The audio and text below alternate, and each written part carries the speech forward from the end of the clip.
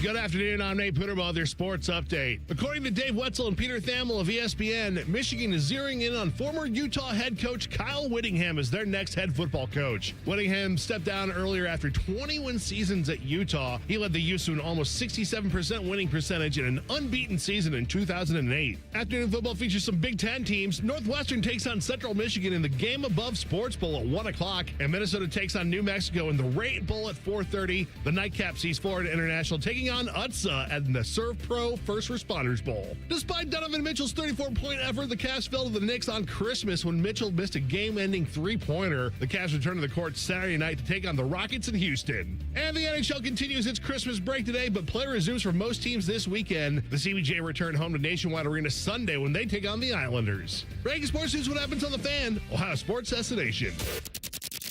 It's time to add some spice to your nooner. Nooner funny.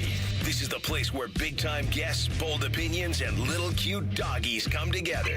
This is Rothman and Ice. Sponsored by Pella Columbus, the #1 rated windows and doors in Columbus. And here we go. Welcome back in to another edition of Rothman and Ice. I'm Matty Ice. TLC is back on the board doing his thing, and to my right, a man that's ready to give us some great innings again out of the bullpen is the one and only Dave Biddle. Bids, how you feeling today, my man? Happy Friday to you. What's going on? Happy Friday to you, man.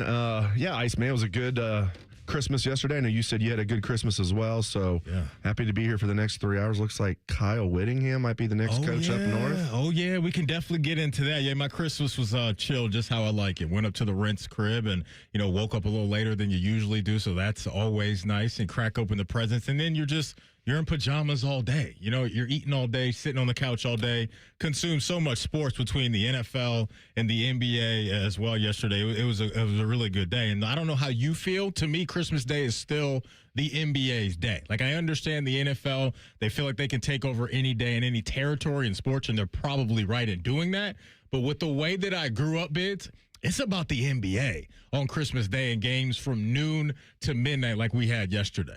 It used to be that way for me. Now it's more NFL now for me, and I still like that the NBA's on there. I love that we have wall-to-wall sports. A lot of people are like, well, can we just have a day where we just have family? It's like, we can do both. We do it pretty well on Thanksgiving. But you're right. It was just the NBA for years, and now the NFL's taken over, and all 3 games were on streaming services yesterday, 2 on Netflix and 1 on Amazon. Yeah. And I was locked in just because – you know what, though? If I wasn't in my fantasy football finals, I probably wouldn't have cared as much. There it is, because the game against Dallas and Washington, they're just kind of out there for the vibes. Nothing really on the line for them. But you're right. Look, football will always be king. We always know that. But just watching games at Madison Square Garden with all the celebrities there and all that stuff, and then you get KD and LeBron, I'm not missing out on that, and that's why, Bids, I had to get a tablet so I can watch both now. Now I can do both on every single Christmas. And so, here's our lineup for today. 1:30, Ray Fittipaldo, he'll stop by. Big weekend for the Pittsburgh Steelers. They got a lot going on right now, so we'll check in with him on the whole DK Metcalf situation, what's going on with the former Buckeyes. So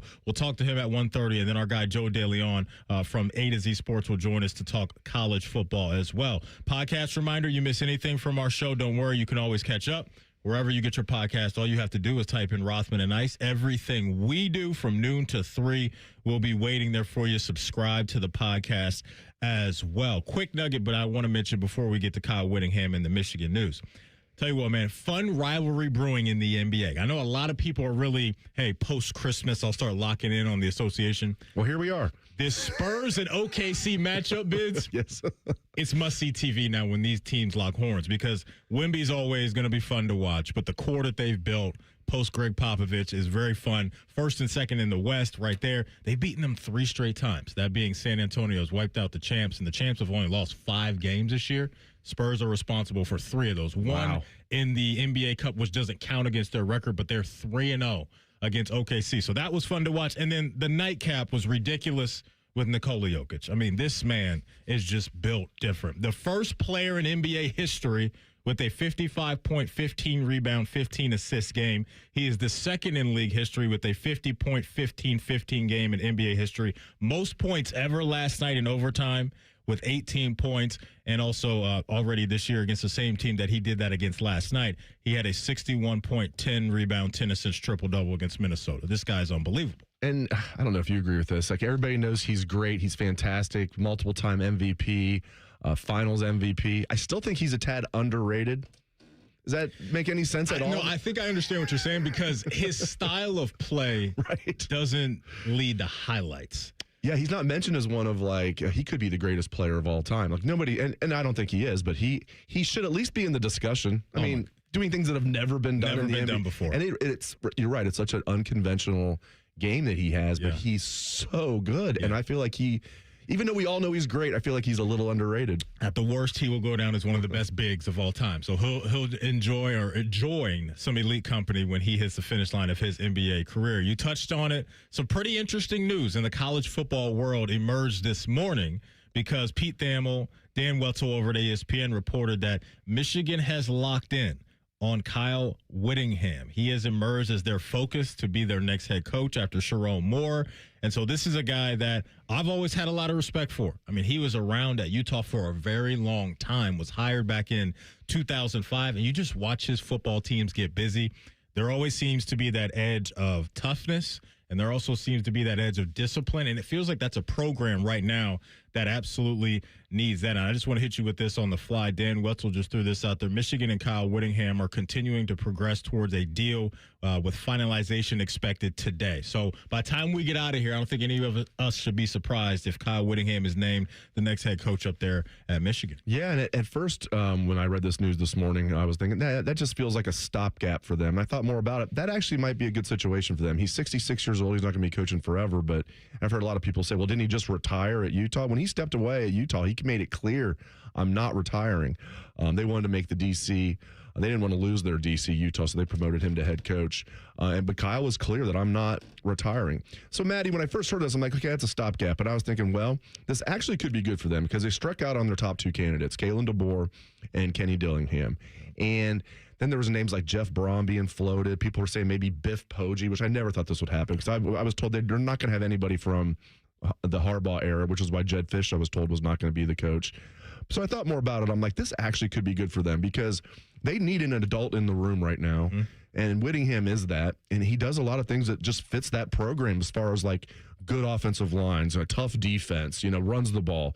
It could be good. Now, some of the things at Utah that he got criticized for late in his tenure was he didn't really embrace NIL, didn't really embrace the portal. And if you don't do those things, you don't have to love those things as a coach, but you have to embrace them or you're going to be left behind. So, but considering what was out there, considering the bad timing, even if he's there for 3 or 4 years and does a solid job, then they can maybe find a long-term coach here in 3 or 4 years. I think it might be a solid hire for them. It's certainly no home run. It's not even a triple, but maybe it'll be a double for them. A little ground rule double never hurt nobody. Yeah, that's true. 3 out of the last 5 years, he's won 10 games at Utah. And I just happen to think, you mentioned the NIL stuff. Michigan, it's felt like and it feels like they're going to continue to want to spend and be in the mix. They have some people in their collectives and all that stuff that have paid up some big bucks, obviously, for Bryce Underwood to steal him away from LSU the way that they did. And that's going to be a huge thing if and when this happens, is that he's going to have to, infuse some belief in him, right, to stick around, because that's what you want if you're Kyle Whittingham, is a guy that can help your program hit the ground running quickly. We've seen that with Cignetti at Indiana. You nail that position early on, then you can catch some momentum the way that we've seen some programs like Vandy and Indiana do that. And so, for Whittingham, man, he kind of fits the mold of what Michigan has been recently. You touched on the style of play that his teams have. I think Michigan fans would feel comfortable with that hire because when you missed out on some of the big names like Kiffin and Brian Kelly was thrown out there, who knows what people really wanted up in Ann Arbor, and then Matt Campbell goes to Penn State, you're looking around and saying, who's going to be a guy that can really bring some hope to the franchise and to the university up there? And it feels to me that Kyle Whittingham will provide some of that, even though, to your point, I don't think it's the splashiest hire, but I don't even know if that guy was available, and I also don't know if that's what they need right now either. Yeah, it's going to be fun to follow, and interesting to follow at least. And another thing that's interesting, and we know this, but it's still almost hard to believe. Whittingham took over for Urban Meyer at Utah. Right. That's how long he was at Utah, and he was obviously there with Urban as his defensive coordinator. So he's been there at least 23 years.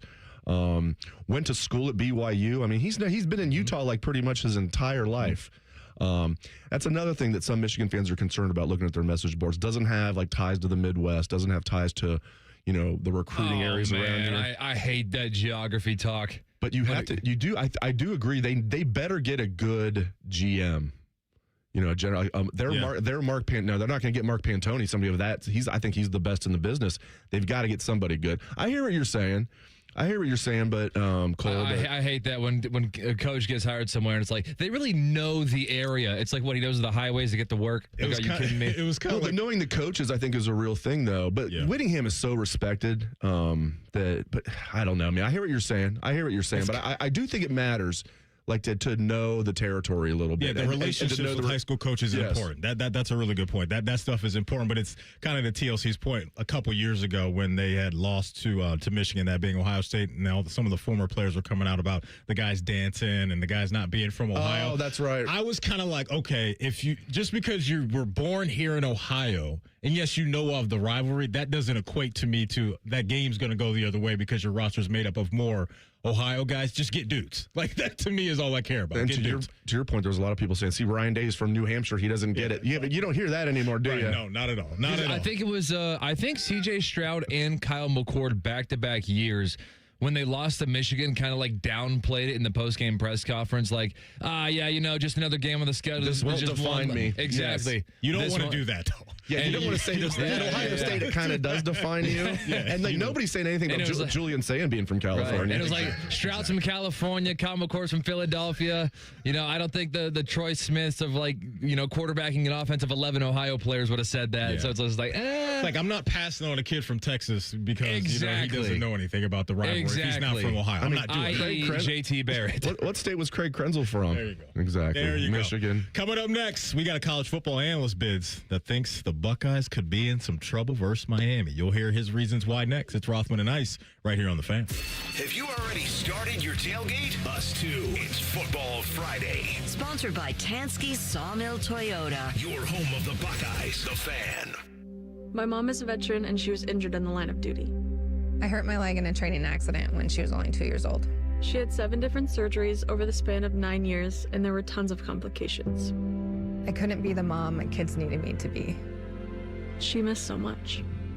After my last surgery, I got an infection so bad I thought it was going to kill me. I told her she couldn't leave me yet. There was still so much she had to see. I hadn't even graduated. I'm doing much better now. I may have lost my leg, but I've gained so much. I'm an active part of my kids' lives. She can kick a mean soccer ball. DAV's been there for me and my family. Through thick and thin, they've had our back. Every year, DAV helps more than 1 million veterans like Sandy get the health and disability benefits they've earned so they can achieve victories great and small. My victory is getting my life back. I got my joy back. We got our mom back, thanks to DAV. Support more victories for veterans. Go to DAV.org. Come on, kids, we're going to Grandma's house. Grandma's house. What do we do to be safe and ready to go? We buckle up. Buckle up. Phones down. Phones down. And when we go, take it slow. And if you drink, don't drive. And off we go. ODOT, the Ohio State Highway Patrol, and the Ohio Traffic Safety Office are doing their part to keep roads safe. Do your part to make sure everyone makes it home safe for the holidays. At the Ohio Lottery, we make Keno fun. Your way. That means you pick your wager. Will it be $1, $2, a crisp $20? Your call. Like picking your own numbers? Use any inspiration you like. Birthdays, jersey numbers, you name it. And if you don't feel like choosing, there's the Super Quick Auto Pick. With regular promotions that'll get you more bang for your Keno buck, multiple ways to win, prizes galore, and live draws every few minutes. Anytime is the right time to get in on the Keno action. Keno is always fun, your way. Lottery players are subject to Ohio laws and commission regulations. Play responsibly. We are the keepers of the wild, America's original and most invested conservationists. For more than 80 years, we've been committed to conserving wildlife and the natural landscapes that define our nation. From rugged alpine ridgelines to peaceful tall grass prairies, we've supported the conservation of more than 36 million acres of American wildlands. Our funding has led to cleaner water, fresher air, and improved wildlife habitat. From abundant fish and waterfowl populations to robust deer and elk herds, nothing is more important than maintaining wild spaces for adventurers to explore and wildlife to thrive. We are America's hunters and target shooters, stewards of the American outdoors. America's hunters and target shooters, along with firearm, ammunition, and archery manufacturers, have invested more than $46 billion to help state fish and wildlife agencies manage and protect wildlife and wildlands across America. For more information, visit outdoorstewards.org. I'm back to doing what I love and more, thanks to the Good Feet store. Visit the Good Feet store on Polaris Parkway near the Polaris Mall or on Stringtown Road in Grove City. Walk-ins are always welcome. At Great Lakes Hyundai, the savings are so good. Right now, save on new Santa Fe and Tucson's with 0% financing and make no payments for 90 days. 0%. Columbus or Dublin or glakeshyundai.com. With approved credit ends 1/2/26. Bet365 is paying out before the final whistle. Check out Bet365's unrivaled early payout offer. When you bet on the team to win and they take a 17-point lead, you get paid no matter the final score. Forget the final whistle and start counting that cash. Hold up. You get early payout on parlays, too. Download the app and see why it's never ordinary at Bet365. Gambling problem? Call 1-800-GAMBLER. 21 plus only. Must be physically located in Ohio. T&Cs apply. Common Man here for Germain Nissan. You'd have to be crazy not to consider a Nissan from Germain Nissan, especially this month during their annual final sale, where every car's been marked down to the lowest possible price. Plus, with Germain's $1,000 price promise, no one will sell you a Nissan for less. J.D. Powers ranked Nissan #1 in customer satisfaction among mainstream brands. No credit, bad credit, Germain Nissan can help you get in a car today. Germain Nissan, 4300 Morse Road, GermainNissan.com. They're trained. They're fired up. Let's do it. When you need heat, they can't be beat. They're Ohio State's undefeated heating and cooling team. For plumbing, drain, heating, and cooling, there's only one team. The Waterworks. Better care, better value, better results. Call the Waterworks at 614-232-2222 or visit them online at thewaterworks.com. A proud sponsor of Ohio State Athletics. The Jackets are back in Nationwide for a battle with the Islanders. Live fan coverage starts Sunday at 4:30. Sponsored by Atlas Butler Heating and Cooling. Proud to be your flagship home of the Columbus Blue Jackets. The Fan. Fan weather. From the Logan AC and Heat Services Weather Center. We are going to see some patchy fog linger, otherwise scattered showers today and cloudy skies with daytime highs getting into the low 60s and breezy winds. For tonight, mostly cloudy overnight with our lows in the 30s, and then for Saturday, we'll start the weekend dry and mostly cloudy with highs in the mid to upper 40s. For The Fan, I'm meteorologist Meredith Garfalo with the 10 Weather Impact Forecast. Bet365, the official online sports book of Rothman and Ice. Whatever the moment, it's never ordinary at Bet365. The Fan, Ohio's sports destination.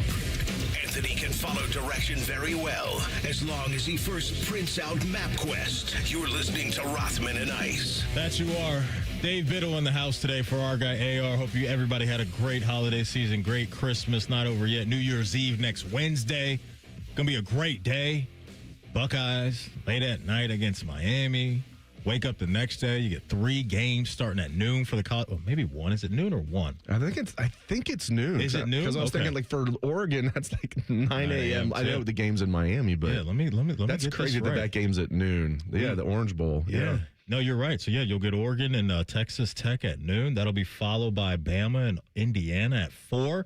And then the nightcap will be Ole Miss versus them dogs from Georgia at 8. So, yeah, Wednesday, Thursday next week is going to be awesome. And so, look, we've got everybody out there right now giving their opinions about what's going to happen. And not only this game, but the rest of the way. And that's what makes this really, really fun, because you look at some of the lines around, the quarterfinal matchups. The Ohio State-Miami spread is the biggest one right now. I've seen 9.5, 10 kind of everywhere. You look right now, smallest one on the board right now, Biz, looks like it's Oregon and Texas Tech, and Oregon favored by 2.5. And so just digging in on this game, David Pollack, former ESPN college football analyst, former Georgia Bulldog himself, he apparently has been grinding the tape. And this is how he feels about the game and where things could be headed next Wednesday. When I looked at this game and I started to break it down, Britt, Miami's better on both sides of the line of scrimmage. Miami's offensive line, to me, is better than Ohio State's. Miami's defensive line is better than Ohio State's. So, look, that's one man's take. I am a line of scrimmage guy. I don't grind the tape, but I just have realized how important it is over the years, especially when I made the mistake years ago where Kansas City was playing Tampa in the Super Bowl.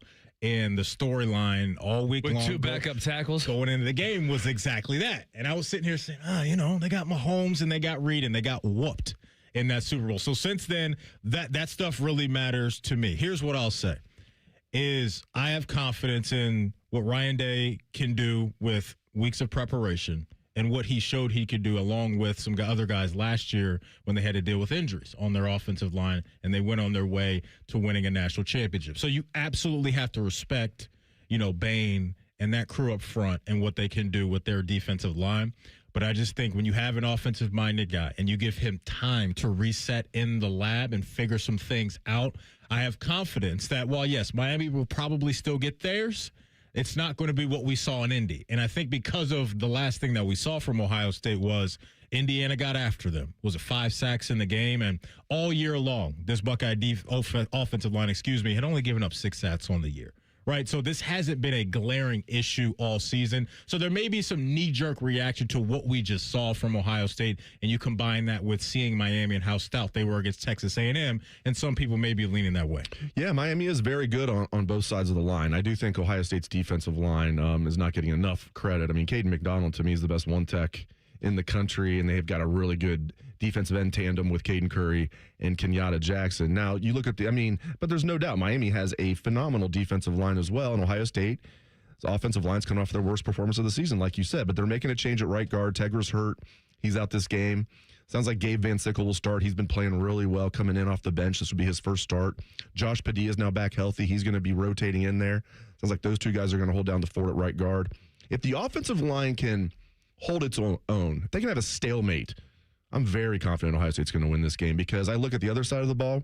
Every time I think about this game, I think it's going to be really tough for Miami to move the ball and score on this Ohio State defense. Really tough. Yeah. People aren't talking about enough that Ohio State only gave up 13 points to Indiana. Because, obviously Ohio State lost the game, but it's like Ohio State was sleepwalking in that game. Now they're motivated. Now you have people saying things like David Pollack are saying. That's going to get them even more fired up.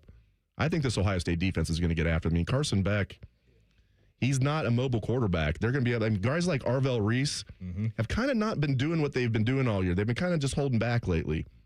I think they're going to turn Arvell Reese loose, Sonny Styles, Caleb Downs. I think Ohio State's defense is going to get after him. We've seen so much creativity from Patricia this year. And to your point about Carson Beck, a thing that's been a thorn in his side is you send pressure at the dude, man, he gets flustered, right? He can get flustered, and he's not the same guy when there's a clean pocket. You can say that for a bunch of quarterbacks, I'm sure, but Matt Patricia has to be looking at, okay, not only what we've done all year, but what Texas A&M just did and how flustered that he looked in that game. And so I don't see them being able to go down the field consistently and get a whole bunch of points. I don't see that in this game. We really haven't seen it all year long. To your point, look, the vibe coming out of the game against Indiana was really tough for Ohio State, but that was rooted in the offense and what they weren't able to do. Defensively, Patricia and the crew still went out there and did some good stuff. I want to hop in the hot tub time machine right now and play a little clip for you from last year, because going into the game against Tennessee, there were some people on the SEC network that were kind of saying similar things to what David Pollack just said about the upcoming game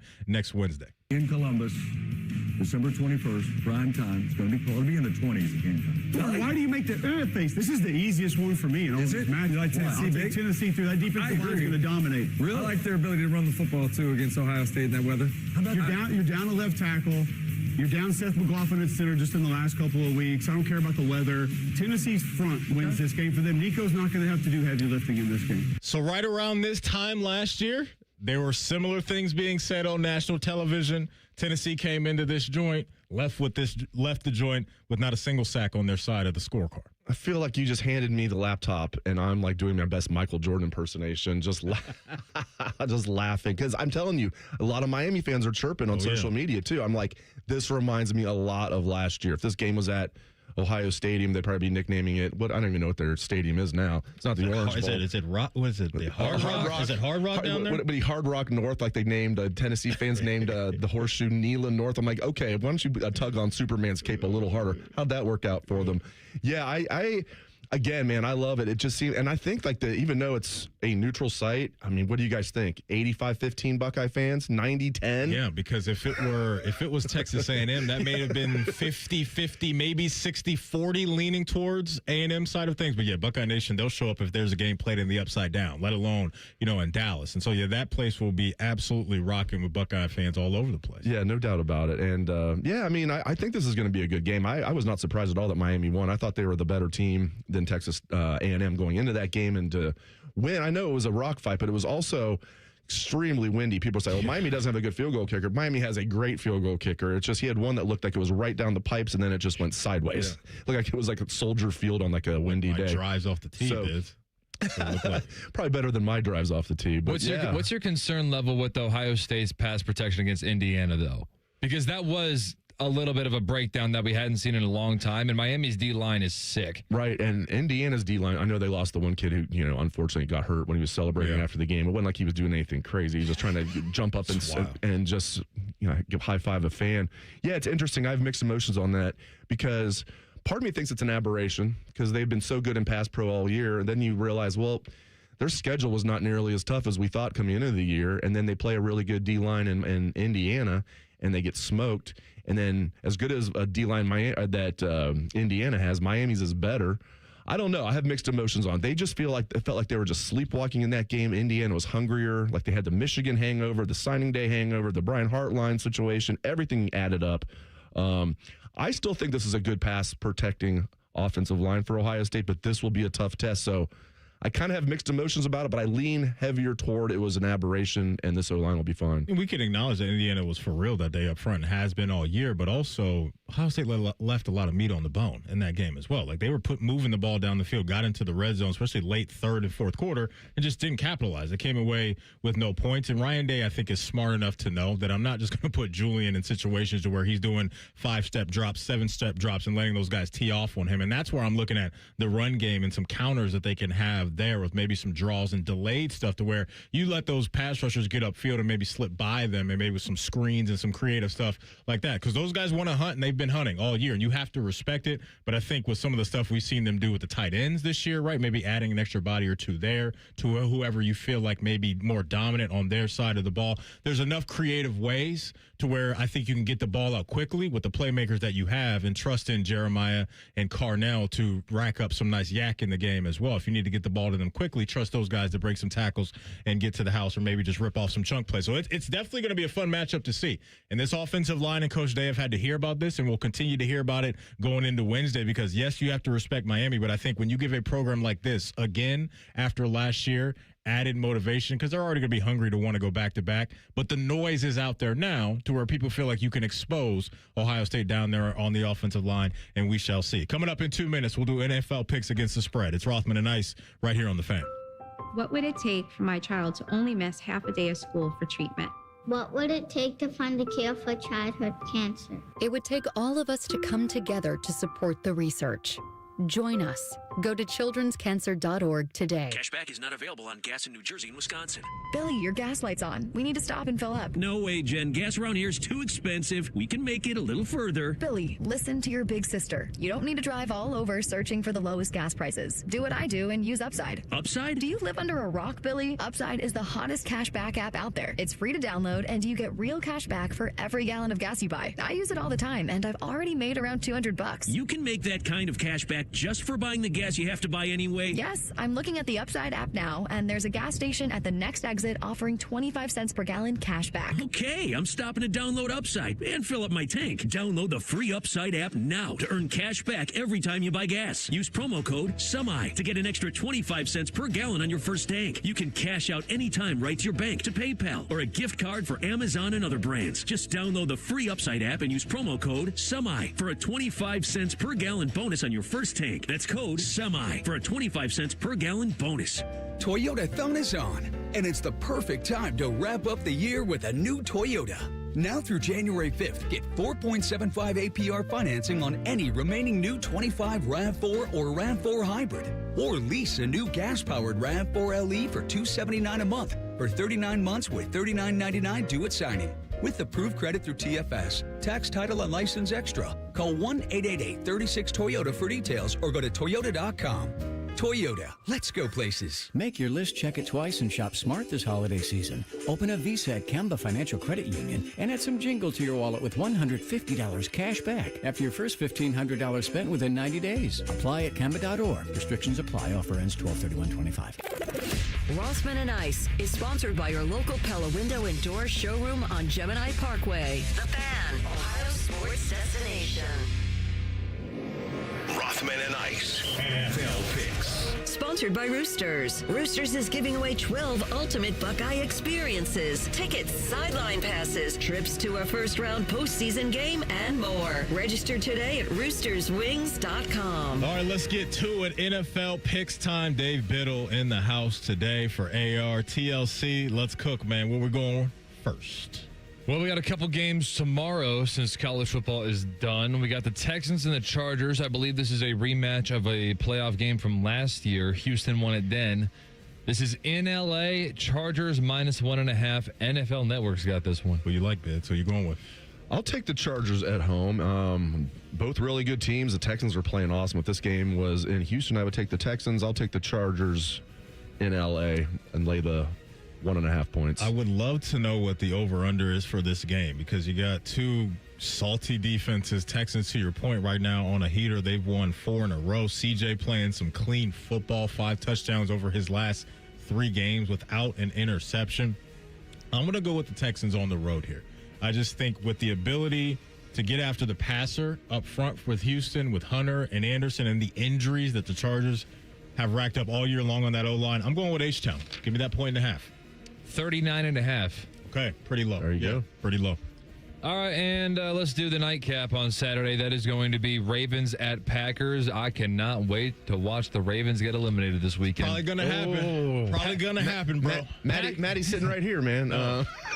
Packers -4 and a broadcast team that I like. It's on Peacock, and it's Noah Eagle, Todd Blackledge. Are you going to like the quarterbacks that are going to be playing in this game? Because I don't think I will. It's going to be, sounds like Snoop Huntley. Lamar is doubtful for this one. We may get Malik Willis on the other side. I know he hurt his shoulder in their last game. Yeah, it's tough for me to see how the Ravens go into Lambeau without Lamar and save their season. I'm laying the 4, and we will see you next season. Yeah, I'll lay the 4. Jeff Hafley, defensive coordinator. I'll lay the 4 with Green Bay being at home. All right, Sunday, 1 o'clock, Channel 10. Nance and Romo got the Steelers -3 at the Browns. How did Nance and Romo get this? Ooh, look at this. Only 3. That tells me I should probably, when I'm like taking them back, it's like do the opposite. I already circled the Steelers. Give me Steelers laying the 3. So watching the end of that Cleveland-Buffalo game last week where they were hanging around, they were right there. I think it was 23-20. They got the ball back. The offensive line for Cleveland did absolutely nothing.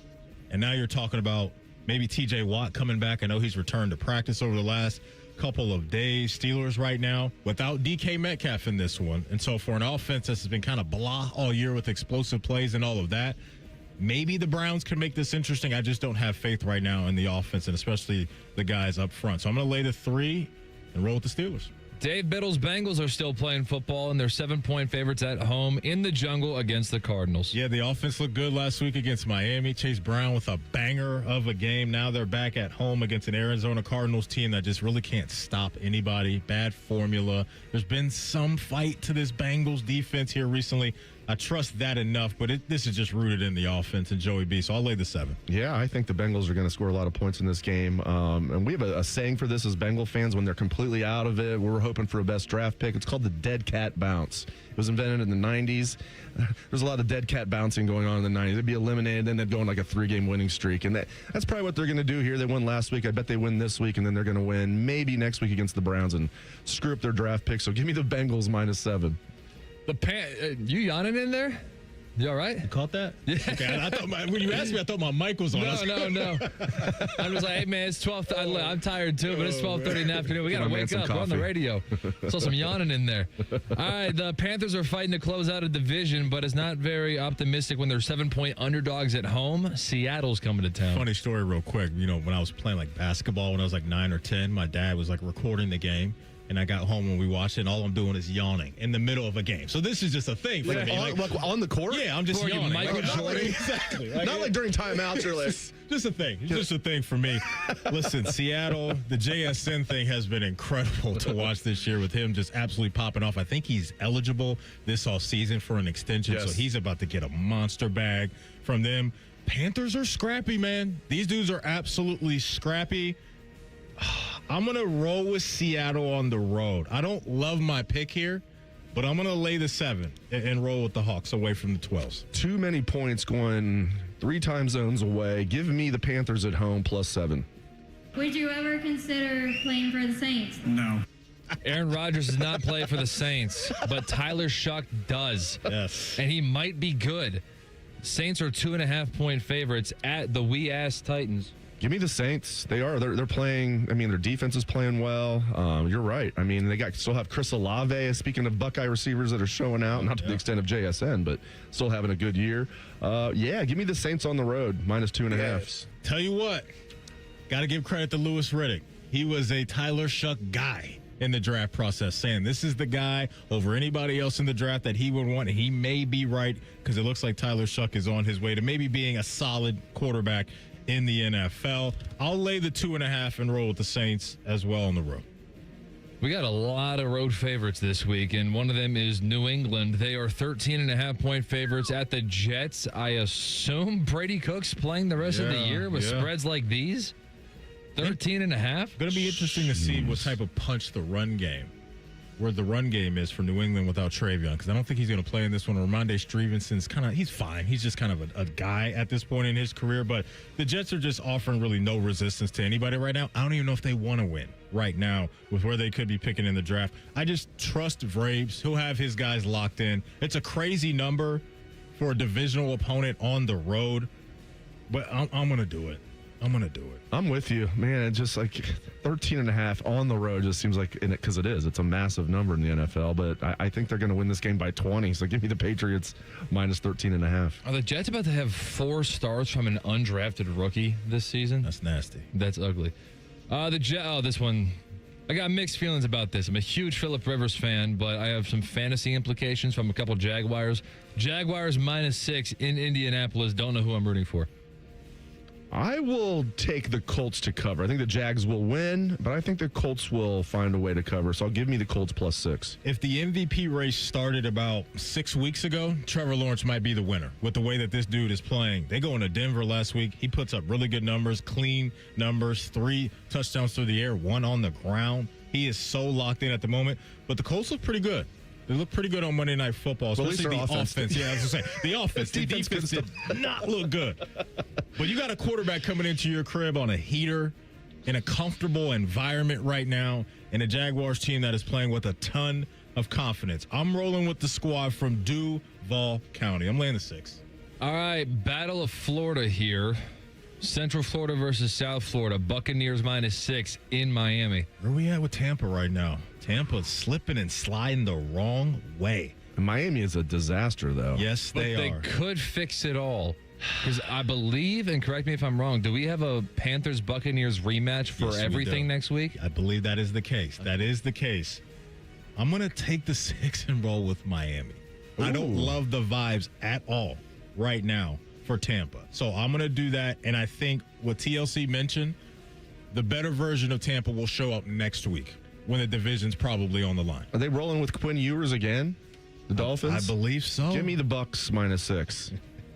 I mean, he didn't look good against the Bengals. Have the worst defense perhaps in NFL history. Not just that, they definitely have the worst defense in the NFL this year, and he didn't look that good. He had his moments. I'm banking on maybe some of the stuff that we saw from Phillip Rivers. Well, after one start, maybe he's a little bit more comfortable, but this is really rooted in where I think Tampa is more than anything. You're right to bring up Quinn Ewers. It did not look good. It did not look good, but I'll give him some grace. Second home starting to roam for him. We'll see. All right, so here's where we're at as we will save the last few games for pre-snap reads. But we got Panthers with a 1-game lead on the Buccaneers. So as we discussed earlier in this segment, we got the Panthers as 7-point underdogs, meaning probably losing. Yeah. Buccaneers at 6-point favorites, so probably winning. And they'll have a tied record, so they will probably be Sunday Night Football next week. Okay. playing for it all. I'm here for it. And I mean, like I said, man, Baker versus Bryce Young. This is like my two kids going up against each other. I don't know who to root for. So the Bucks have lost 3 straight games to 3 straight divisional opponents. So it's Saints, Falcons, Panthers. The first 2 have been at home. They went into Carolina, only put up 20. And so we've seen them do it as far as get to the playoffs and do some decent things. I don't know what the heck's going on right now with that team. I'm surprised that Bryce Young went from, he's definitely a bust up. He might be okay. And I'm not saying he's he like might be a playoff quarterback. Yeah, and I'm not saying like I'd want him as my franchise quarterback. I wouldn't want to pay him like, Joe Burrow money or name it, but like you might need to. And he's certainly not a bust. He's certainly not a bust, and I thought he was But he might have the team, and I think the worst place you can be as a franchise when it comes to having pay a guy like this, because it's kind of like Tua-ish vibes to me, to where you see some things that make you believe, but is it really consistent, or is the ceiling high enough to where he can clip some of the other elite teams and quarterbacks around the sport? But sometimes when you have a guy like this, you have to look around and say, we really have no choice. Right. And so you may have to cut this guy a check of $45, $50 million a year and just see what you get. And so, yeah, I think they're in a very, very interesting spot right now, that being Carolina, because his skill set to me never really jumps off the screen, but he's good enough to where you can get by with him, but they're also playing in a bad division. So it's just, I don't know. I really don't know how to really feel about Bryce Young, but you got to give him and that team some credit for some of the good things that they've done. And they may be putting the shirts here in a couple weeks. Coming up next, we're doing overs and unders with TLC right after the break. It's Rothman and Ice right here on The Fan.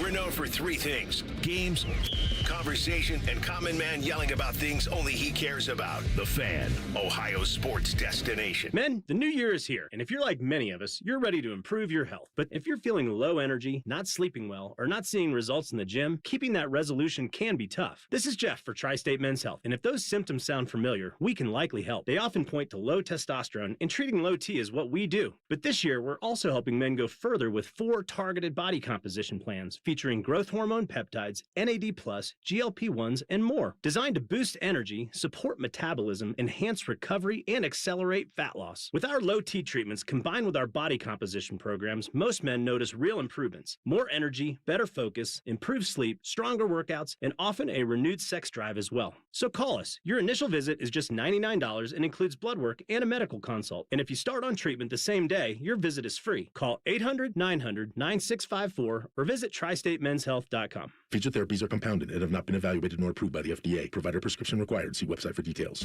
They're trained. They're fired up. Let's do it. When you need heat, they can't be beat. They're Ohio State's undefeated heating and cooling team. For plumbing, drain, heating, and cooling, there's only one team. The Waterworks. Better care, better value, better results. Call the Waterworks at 614-232-2222 or visit them online at thewaterworks.com. A proud sponsor of Ohio State Athletics.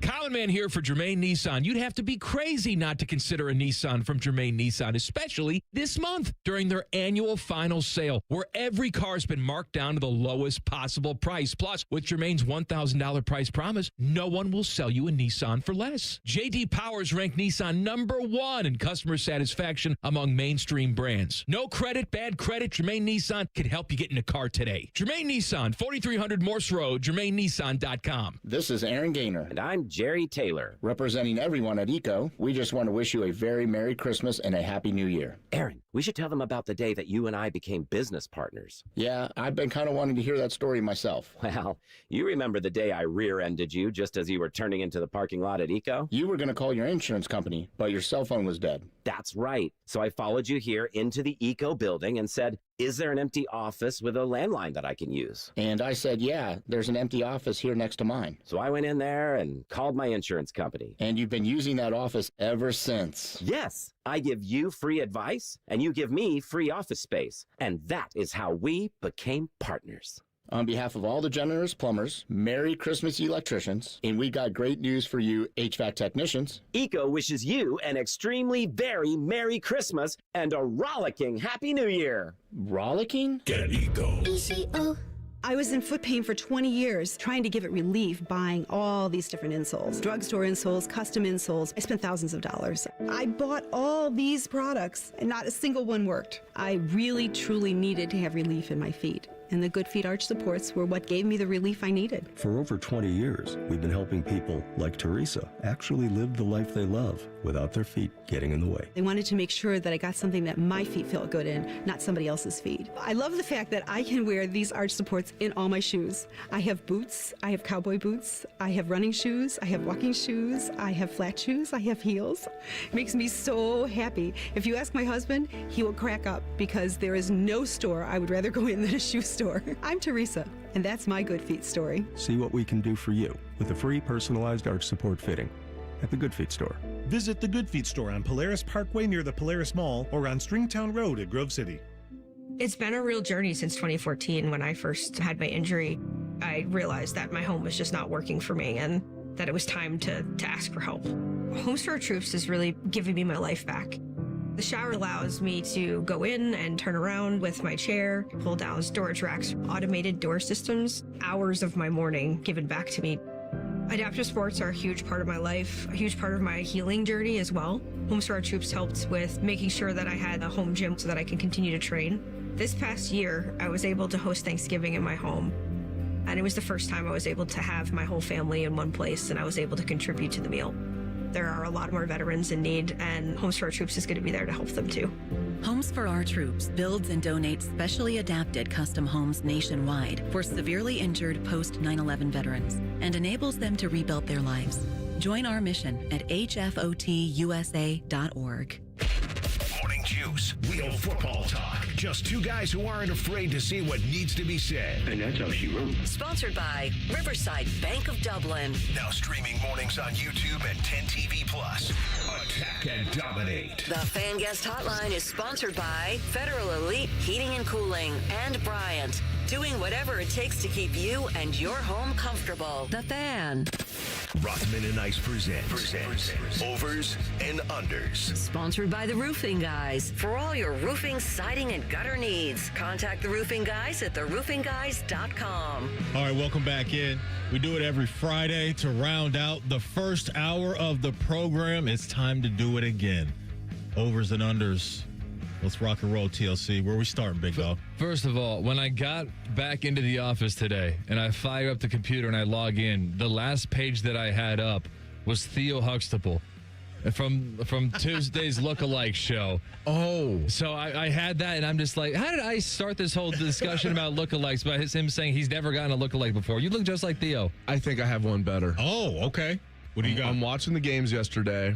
I think this has hit me before, but I've never mentioned it. And I'm thinking, I think I have Maddie's doppelganger. I think I do. Nate Burleson. Okay. Well, let me say this. Kid you not. Don't tell me you've never gotten that one before. That's pretty good. We're sitting there yesterday, Mom and Pop's watching that game. My mom goes, son, you kind of look like Nate Burleson. There you go. And really, because I always wore a hat, so nobody ever sees my hair, but I used to have kind of like the curly top that he has as well, and it's the glasses, the beard, the hair. So yeah, I see the vision with Nate Burleson, and he's really good. He's a little cheesy, and you're not cheesy. You're just cool. You're the Iceman. No, you're the Iceman. He's a little. He kind of has to be a little cheesy because he does like the morning show stuff. You know. Yeah. He's got a little Strahan in him. Yeah. But you can't be doing those morning shows and just be completely in dry. jock mode. Right. But you guys do look alike.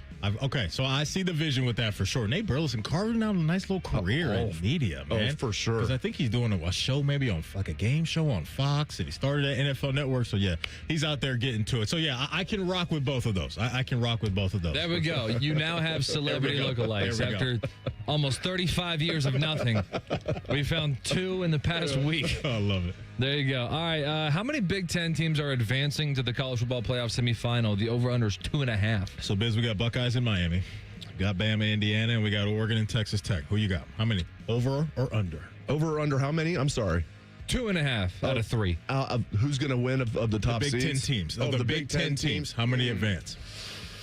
I'll take the under. Ooh. I think one will lose. It won't be Ohio State. I think they're going to go 3 for 3. I think Bama is going to lose to Indiana. I think Ohio State will get it done against Miami. I am not a believer in Texas Tech at all. I just don't believe in them. I don't believe in the conference that they played in the Big 12. They didn't face much resistance there. You played BYU a couple times. Their offense was just kind of blah. Their defense is good. Rodriguez is a monster at linebacker. There's no denying that. I think Oregon's going to handle Texas Tech. I really believe that next Thursday. So I'm going 3. I'm going over. I guess like individually I'd probably pick, but like I just feel like if I had to bet, I think one team will lose. I don't know who it'll be. I'm a little concerned about Indiana because the defensive lineman we were talking about that's now out for the year because he hurt his knee celebrating. He took over for a guy that was really good too. Now they're both playing a lot, but so they're down 2 of their defensive linemen. I do think they're going to beat Alabama, but I'm a little concerned about it. All right, keeping with our weekly tradition of the lowest over-under total in the National Football League, we are also keeping up with our weekly tradition of it being a Browns game. Steelers-Browns 34. So the Browns have only scored 30 or more this year one time. One time this season. It's an offense, even going back to last year, where they just do not put points up on the board. They're asking so much from their defense week in and week out. And now you don't have Quinshawn. Now you don't have Quinshawn. Your offensive line has been just a mess. And on the flip side of that, too, Steelers are coming in kind of playing left-handed without DK Metcalf in this game, too. This screams to me 14-10, 17-3 in favor of the Steelers this week. I'm going under.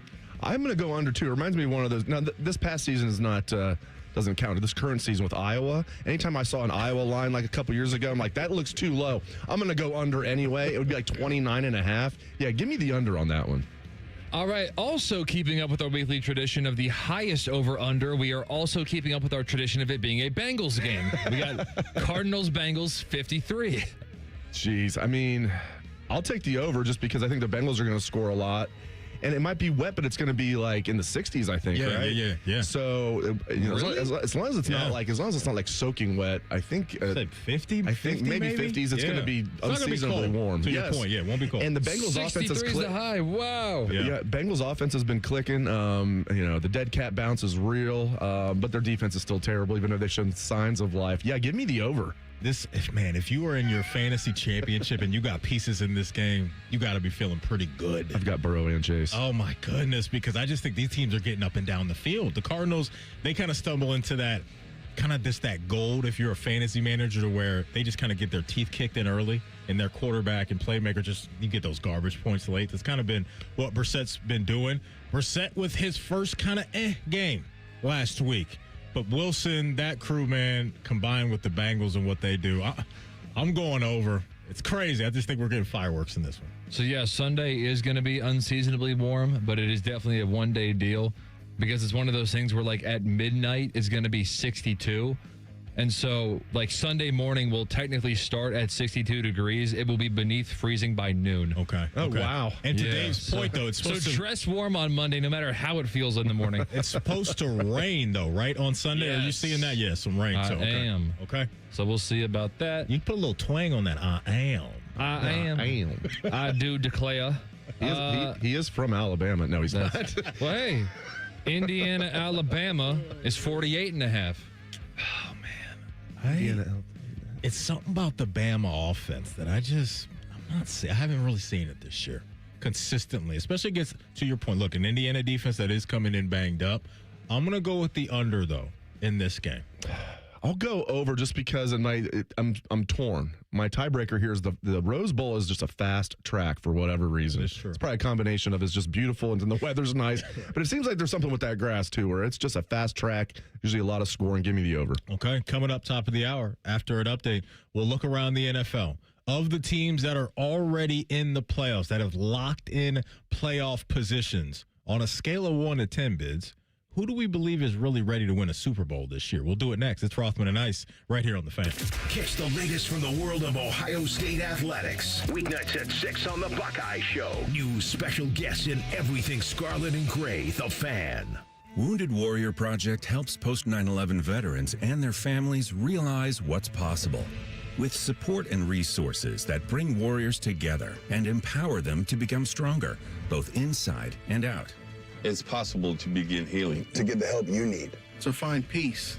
And as each warrior's needs evolve, so do we. Because these last 20 years are just the beginning. Learn more at woundedwarriorproject.org/possible. We asked parents who adopted teens to share their journey. Nathan has taught me to embrace the moment. Age-wise, I'm in my late 60s. I'm old enough to be his grandfather. Will he be embarrassed to acknowledge me as his dad?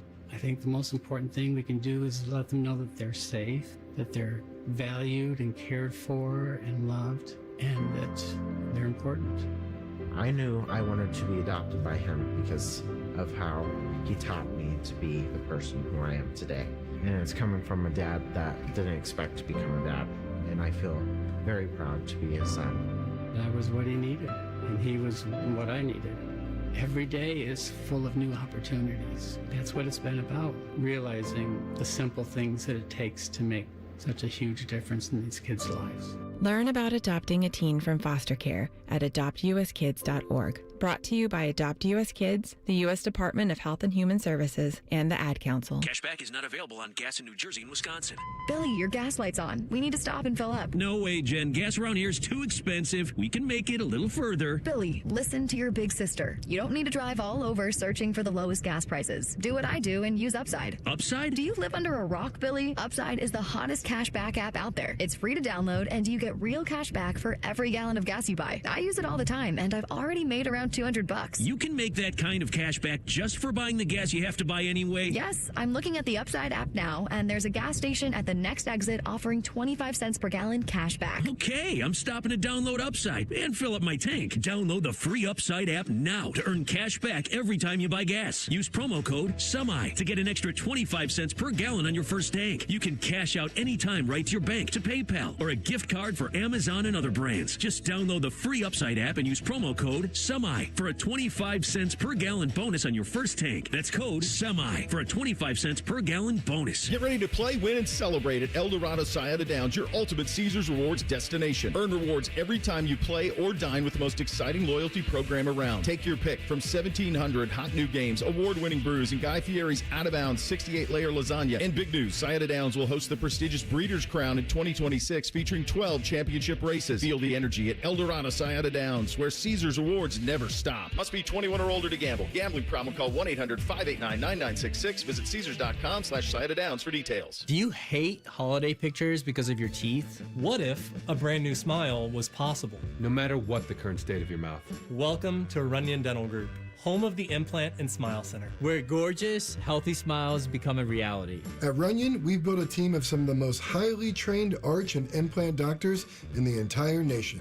This isn't an ordinary dental practice. We believe that everyone can have a great smile. Including you, especially you. Your new smile is waiting at Runyon Dental Group. Dormar, you're climate hero. When your furnace or air conditioner is broke, we come out that same day. Dormar, home the Tin Man. Hey, everybody loves the holidays, but nobody wants to have the holidays dealing with pain, especially when you're with your loved ones. It's not your knees, your hip, your back, your shoulder. It's the time with the family and friends. All that can change, though, now in 2026. If you go see our friends over at QC Kinetics, they believe that relief doesn't just have to come with surgery or pills. Your body can heal itself with its own biologics. It can help you move, live, and feel like yourself again. It's the best comeback story you're going to find. Powered by your own cells that built your body, they're going to help repair your body. And I should know, listen, I went over, I was a patient, and they helped take care of me. They helped take care of my dad. QC Kinetics delivers long-term relief, so make 2026 your turning point. Walk, hike, do the things you love to do without pain. And go and schedule your free consultation today in Dublin or Gahanna. Now is a great time to use those HSA and FSA dollars for treatment. So go to qckinetics.com/Columbus or call 380-208-4544. Does your vehicle need maintenance, but you don't have time? Krieger Ford's got you covered. Enjoy our convenient pickup and delivery service, or we come to you with our mobile service van. It's fast, easy, and hassle-free. Schedule your appointment today, only at KriegerFord.com. Broadcasting from the Lindsay Honda Studios. Honda makes the cars, Lindsay makes the difference. Visit lindsayhonda.com. WBNS-FM, HD1 Columbus.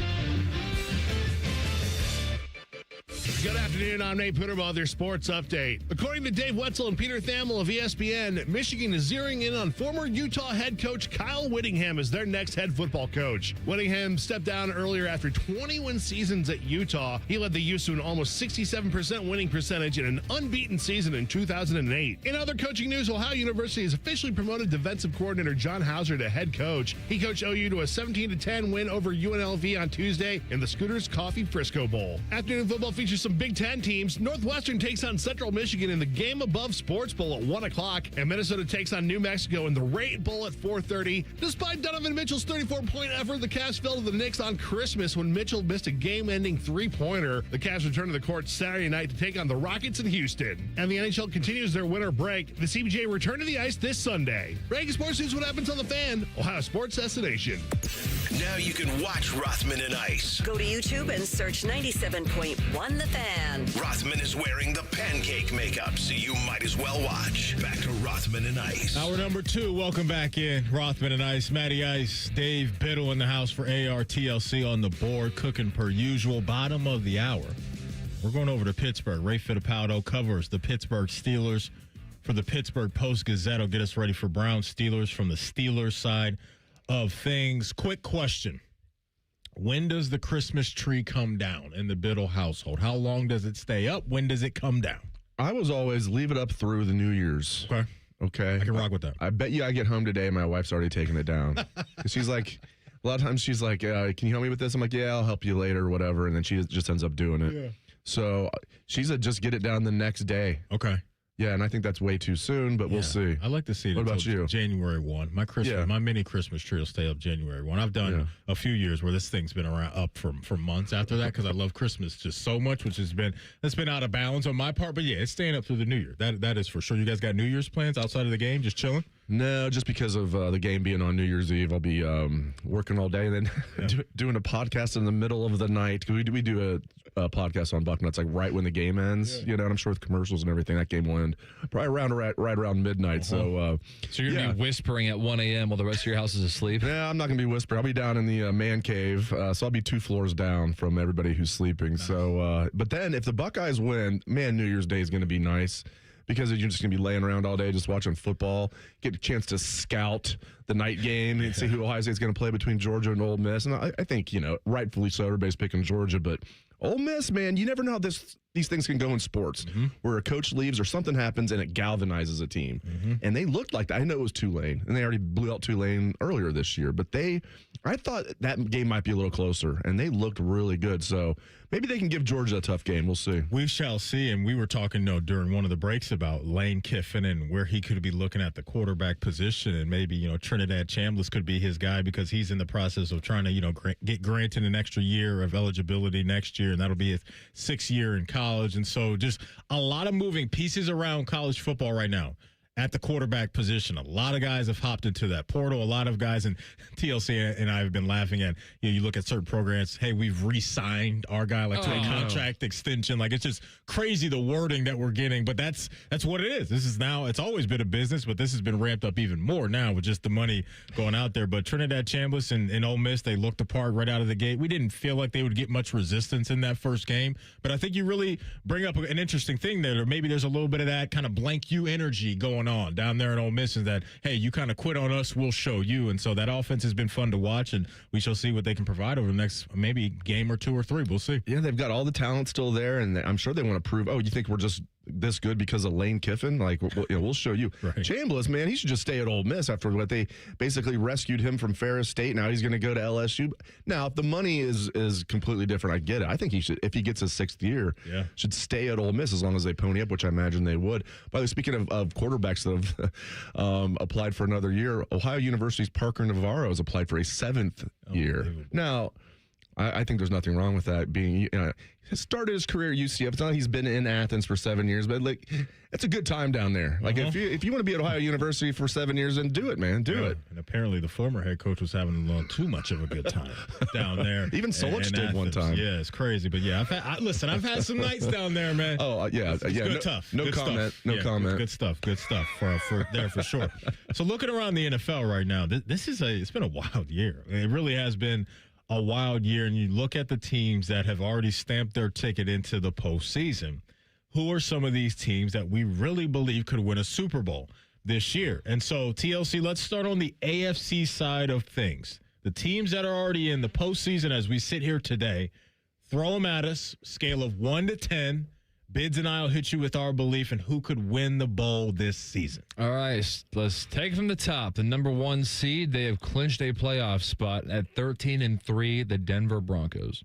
I'm going to hit them with about a 7. I'm going to go with a 7 on my Super Bowl belief scale for Denver right now.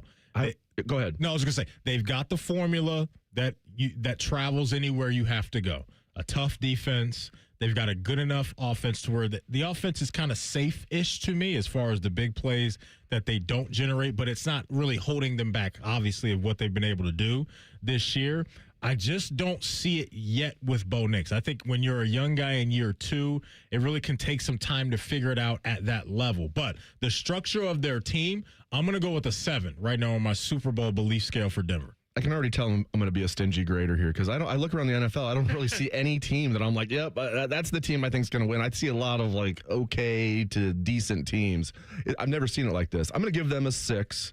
Everything you said, I mean, they do have a chance. I mean, Bo Nix is not setting the world on fire. He's still better than I thought he would be. When he was taken, 12th overall, I was like, geez, that seems kind of high for Bo Nix. That was a good pick. Very good defense, like you said, a head coach that's won a Super Bowl. Maybe it's a little too low, but I'm going with the 6. You mentioned Parker Navarro real quick and how he's maybe sticking around for a 7th year. I mean, Bo Nix, I think, is kind of showing that the guys that played a lot in college, the transition may not be as difficult in the NFL. Maybe, right? The sample size isn't great for these guys. You look at a guy like DeLeone Gabriel, he looks like he doesn't belong in the NFL. So we shall see kind of where that goes. And I think when you look at where NIL is around college football and these guys sticking around and getting more reps, maybe that'll translate into the league and these guys being able to come into the league and hit the ground running. But yeah, I'm with you on Bo Nix. I really didn't see this coming. To your point, I mean, the kid that is with the Saints right now, Shuck. Yeah, wasn't he like a 6th-year senior? Yeah. Wasn't he like 26 already? So, yeah, I mean, like, if you have the size, with Gabriel, he had the experience, but he's like, they list him at 5'11". Is he like 5'10", maybe? Right, so right. It's like he has the experience. He just doesn't have an NFL body. The Patriots have clinched a playoff spot. They are 12-3. They will obliterate the Brady Cook-led Jets, and they will be 13-3. I'll give them 6.5. I'll give them a little bit better than the Broncos. I believe in Drake May. I believe in Mike Vrabel. Still one of the craziest things I've ever seen is the Titans firing Mike Vrabel and then turning around and hiring Brian Callahan, who's the offensive coordinator in name only under Zach Taylor. Yeah. Give me a 6.5. I'd be tempted to go 7. I want to go higher than Denver and give them an 8, but the offense right now for New England, especially when you look at their running back room, but more importantly, the shape of the offensive line and where that is, man, they've taken some really tough blows up front. And so I'll go a 6 right now for New England. I think they're a year away from maybe making that type of push. Jacksonville, 11-4. I would love to hear your thoughts on this. So, Trevor Lawrence, that game that we watched a couple years ago, right? The 4-touchdown, 4-interception game. I just always think about that game. Like, who really is this guy? But we mentioned it earlier. This dude's balling right now. Like, Trevor Lawrence is in his bag at the moment. I'm going with a 5, though. I'm going with a 5 in my belief in them to win the Super Bowl this year. I'm not seeing it, even though they're in the midst of a really good run. Yeah, I think both conferences are relatively wide open, but the AFC is completely wide open. But I can't put them above the Broncos. I'll give them 5.5. All right, let's pivot to the NFC a little bit here. Seattle is the leader in the clubhouse at 12-3. Jeez. Sam Darnold. Man, two straight years Sam Darnold balling out. Seahawks. I will give them, I just can't see them winning. I'll give them a 6. Sometimes I just close my eyes. I'm like, can I see Sam Darnold holding the Lombardi trophy? No. And that's not fair to him at all. But also last year, too, we went on this ride with him, right? Unbelievable stuff throughout most of the regular season with him. And then kind of the real Sam Darnold showed up late in the year. But, man, I tell you what, man, that defense is salty. It really is salty. And they get to host some of these games at home in a very tough environment that can obviously make their path tougher. But I'm going to go with a 6 right now for the Seattle Seahawks on my belief scale. Oh, hello, that's me. The Bears are 11-5. I forgot Dave went first. Bears are 11-4. In the same way, I kind of spoke about New England and Denver. There may be 2 years away, I think, for being a true Super Bowl contender. Like, this year's been awesome. I think this is happening quicker than they thought it would. So I'm going to go with a 5 for Chicago this year. This was found money in the couch, I think, for Chicago this year. The success they've had right out of the gate with Ben Johnson in year one. Yeah, absolute home run hire, but I think it's one of those things where they are overachieving in the regular season in year one, and they're going to be brought back to earth in the playoffs. So I agree. I give them a 5. I'm going to give you 2 at once because they are currently slotted to play each other. So with the NFC West being as good as it is with 3 teams at least 11-4, the Rams are the 6th seed going to Philadelphia at number 3. I'm going with an 8. On which one? The Rams. I'm going with an 8 on the Rams. You said the Niners? I said Rams going to the Eagles. So I'll go with the 8 with the Rams, and the Eagles, I'm going to go with a 6. The Eagles, I just think, are a play at one and done. I think a couple years ago when they got in and got bounced by Tampa, just the juju, the energy around them all year has been bad. And so I'm going to go with a 6 for the Eagles. The highest that I've given so far is a 6.5. I'm going to give the Rams there. If I had to pick one team to win, and I know what happened this last game, I would pick the Rams. I don't think McVay gets enough respect for being one of the top coaches. We know about Stafford. Yeah, give me a 7 for the Rams, which is the highest I've given. There are 2 wild cards who have clinched in the AFC. I'll give them to you both. Chargers and Bills. Okay, Chargers, I'll give them a 6. And Bills, I'll give them a 7. Those 2 are currently competing with each other to go to Pittsburgh. Mm-hmm. So the Bills they know what it takes to get to the postseason and make a push in the postseason. The team that's been a thorn in their side will no longer be in the playoffs this year, right? Kansas City, they don't have to worry about that. So because of that and my lack of belief around kind of the other AFC teams, I'm going to go with a 9 for Buffalo. Ooh. I'm going with a 9 for Buffalo. I should still want to play the Chargers over the Bills, right? Yes. Like, the Chargers have won 7 of their last 8, but even so, I'd still rather play them than Buffalo. I think you want to stay away from Josh Allen and what he can do and just being a freak on any given Sunday. Yeah. And then San Francisco and Green Bay both have wild cards, at least wild cards clinched in the NFC. San Francisco, Green Bay. Yeah, give me, if you give me a healthy Jordan Love, which I'm assuming, give me 6.5 for Green Bay, and give me, they've been playing really well lately. They're so banged up, though. Give me a 6 for the Niners. Ooh, okay. I thought you'd be higher on the Niners. Yeah, I don't know. They've been playing well lately. It's just, maybe I'm like a prisoner of what they did early in the year. I don't know. I'm going with a 6 for who's the team? I'm sorry, TLC again? San Francisco. Green Bay is getting a 6 for me, and I'm giving them an 8. Okay. San Francisco. I'm going with an 8. 0. I'm going with an 8 because I just think, man, they've been there, done that. They haven't hoisted the trophy, but that head coach, that quarterback, the core players on that team, CMC, Kittle, the guys have been around for a long time. They know, man, they have belief in the building that they can make a push. So I'll go pretty high for the Niners as well. It's going to be a wild NFL playoffs this year. Just some unexpected teams in the mix. Somebody's going to catch a heater at the right time and maybe go on a run. You'll catch some injury breaks. Like, you just never know this year. That's the beauty of this sport. But this year, man, the sport's been kind of turned upside down, Bids. I don't remember a year like this where I'm like I said, if I had to pick one, it'd be the Rams. But I'm not that confident in the Rams. I gave them a 7 out of 10. Like, I don't remember a year where I was like, I can't even think of like who I would really pick as the favorite. Yeah. There's a lot of like above average teams this year. It feels to me though that an NFC team will win the Super Bowl this year.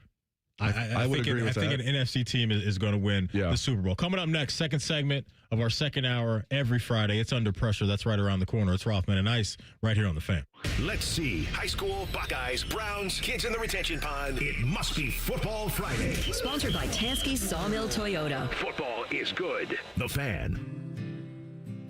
My son Ian was diagnosed with a brain tumor at the age of 16 months. The outlook was pretty rough. I mean, it was, we had no hope until St. Jude rescued us. I mean, they saved him. To this date, we are 12 years into this journey, and from day one, we've never once seen a bill. It gave us the peace of mind to know that we're there with our son, and we're gonna beat cancer together. Now, he is doing really, really well. He's alive, because of what St. Jude has done. He's here because of the doctors who came before, their blood, their sweat, their tears, the knowledge accumulated and shared, with everyone else around the world. This is how we get rid of this, how we help kids beat cancer all over. It's the future. Together, we will make cures possible for every child everywhere. Learn more at stjude.org. Hello, it's John Kozik, founder and president of TurboTrack Realty, and I buy real estate as is fast for cash. Give us a call today for an all-cash offer at 614-470-2000, 614-470-2000. I buy vacant properties, inherited homes, divorce situations, death in the family. I even buy my tenants won't pay me the rent houses. Give us a call today for an all-cash offer at 614-470-2000, 614-470-2000. 2 hours ago, Kyle arrived at the bar. Hey, what's everyone drinking? 30 minutes ago, Kyle got his friends another round of drinks. Cheers! 5 minutes ago, Kyle decided to drive home drunk. A minute ago, a law enforcement officer pulled up behind Kyle. Sir, have you been drinking tonight? A chain of events that began 2 hours ago is about to change Kyle's whole world. Drive sober or get pulled over. Paid for by NHTSA. Thanks to your support, the nonprofits VetTix and First Tix have given away tens of millions of tickets and counting to vets currently serving military, the immediate family of troops killed in action, and our brave current and former first responders. These tickets are a meaningful way to say thank you to America's heroes. And now we want you to be part of the mission. Got extra tickets to concerts, games, or special events? Or want to see if you qualify? We want you to go to vettix.org and firsttix.org today. Give something to those who gave. People don't realize that glaucoma is one of the leading causes of blindness. Because there are often no early symptoms, nearly half of those with glaucoma may not even know they have it until vision loss has occurred. I was diagnosed with normal tension glaucoma in July of 2020. And what we found out at that point was I had already lost 40% of my sight. You think it only affects people that are, 75 or older, retired, grandparents, and that's not the reality of it. I didn't think at all glaucoma was going to affect me because I didn't know of anyone that had glaucoma, no one in my family. When you have glaucoma, you can't get back that sight that you lost. And so early detection and treatment is vitally, vitally important. Don't miss life's most beautiful moments. Schedule an eye exam today. National Glaucoma Research, a Bright Focus Foundation program, offers free resources and tips for healthy vision. Learn how to protect your sight at stopglaucoma.org. Hey, it's Anthony, and it's Happy Honda Days at Germain Honda of Dublin. What am I going to give you? How about rates as low as 0%? You want no payments for 90 days? You got it. Do you have a trade-in? I'll make sure Rich gives you an extra $1,000 for your trade. Yep, an extra $1,000. Or I'll slide you right into a brand new Honda with leases starting from only $239 a month. Happy Honda Days right now at Germain Honda of Dublin on Sawmill Road, just south of 270, or online at germainhondaofdublin.com. They're trained. They're fired up. Let's do it. When you need heat, they can't be beat. They're Ohio State's undefeated heating and cooling team. For plumbing, drain, heating, and cooling, there's only one team, the Waterworks. Better care, better value, better results. Call the Waterworks at 614-232-2222 or visit them online at thewaterworks.com. A proud sponsor of Ohio State Athletics. Toyotathon is on at Tansky Sawmill Toyota. With inventory on the lot and fresh inventory rolling in daily, now is the time to treat yourself before the holidays. Visit TanskySawmillToyota.com for Toyotathon specials or visit our festive showroom on the corner of Sawmill and 161 in Dublin. And when you think Toyota, think Tansky. Think Toyota. Think Tansky. Think Tansky. Can't get enough of your favorite fan content? Good news, we're on all the digitals. Follow 971 The Fan on X, Facebook, YouTube, The Talk, and Gram. Your digital home for endless shenanigans. The Fan. Fan weather. From the Logan AC and Heat Services Weather Center. We are going to see some patchy fog linger, otherwise scattered showers today and cloudy skies with daytime highs getting into the low 60s and breezy winds. For tonight, mostly cloudy overnight with our lows in the 30s, and then for Saturday, we'll start the weekend dry and mostly cloudy with highs in the mid to upper 40s. For The Fan, I'm meteorologist Meredith Garfalo with the 10 Weather Impact Forecast. Bet365, the official online sports book of Rothman and Ice. Whatever the moment, it's never ordinary at Bet365. The Fan, Ohio's sports destination.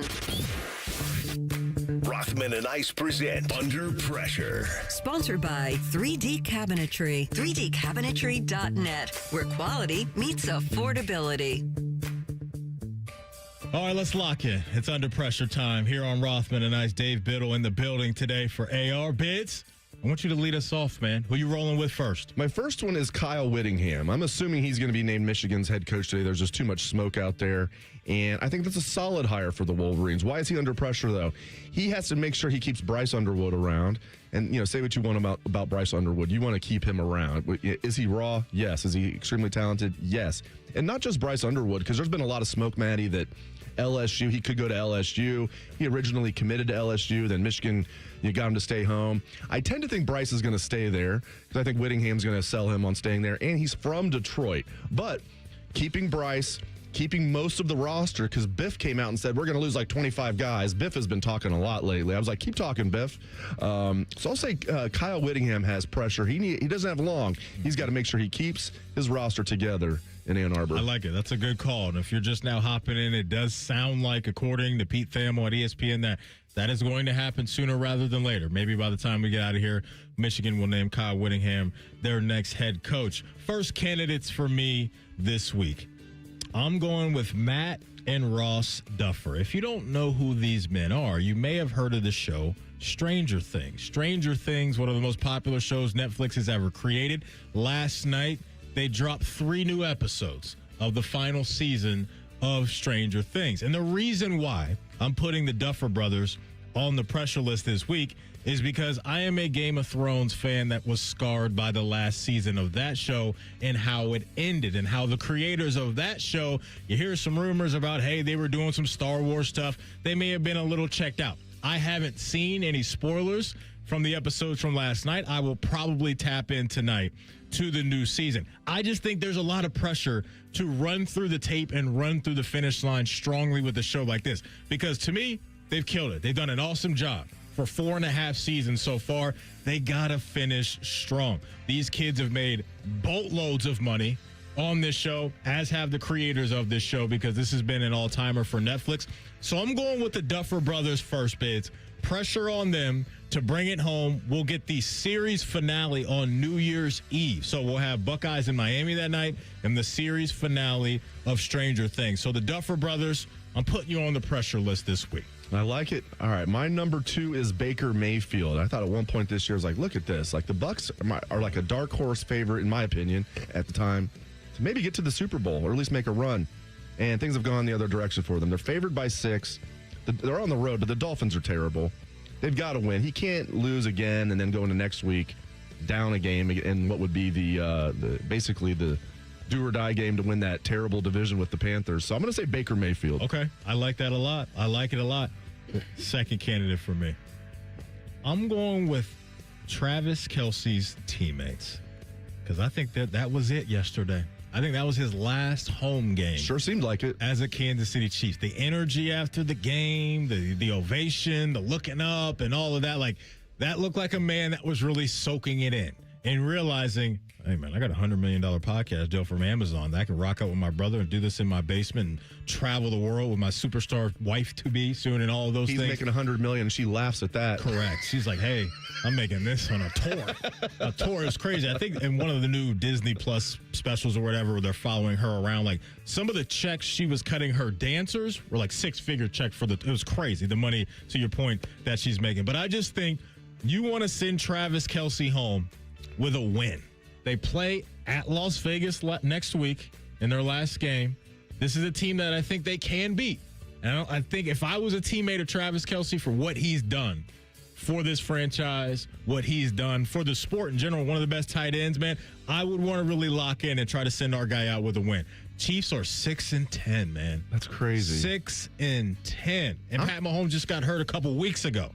And I know his status for the start of next season is in question. I bet you he'll be ready. If he's not ready for game one, he'll be probably ready soon. I'm surprised that and he still might, that Kelsey doesn't want to run it back because, do you want to go out like this? Yeah. Do you want to give it one more shot? And you could still have another bad year, but you might not. I wouldn't want to go out like this. I'd give it one more year. Then again, he's got generational money, just his own. Then, of course, his fiance is like the richest woman in the world, maybe, or maybe right behind Oprah. I don't know. I'd have to look into that. But yeah, so I could see it going either way. It does seem like he's going to retire, but I'd run it back. All right, my number 3 is the Reds front office. Okay, thank you. Thank you for doing this. Every day I check MLB trade rumors thinking, okay, today's the day. Reds pick up some minor league free agent. I'm like, geez. And it's like, well, nobody else is doing anything, right? Oh, the Pirates are doing something like every other day.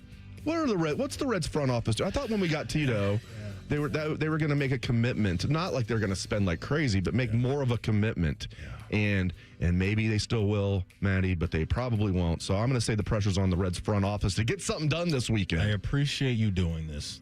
I was talking to TLC earlier, and I said, listen, man, I like what your team's doing right now. I do too. Not the splashiest of moves on offense, but they just needed some type of boost on that side of the field, and they're going to be okay. They got the pitching over there. Skeens is incredible. We all know that, and some other guys in that rotation are really good.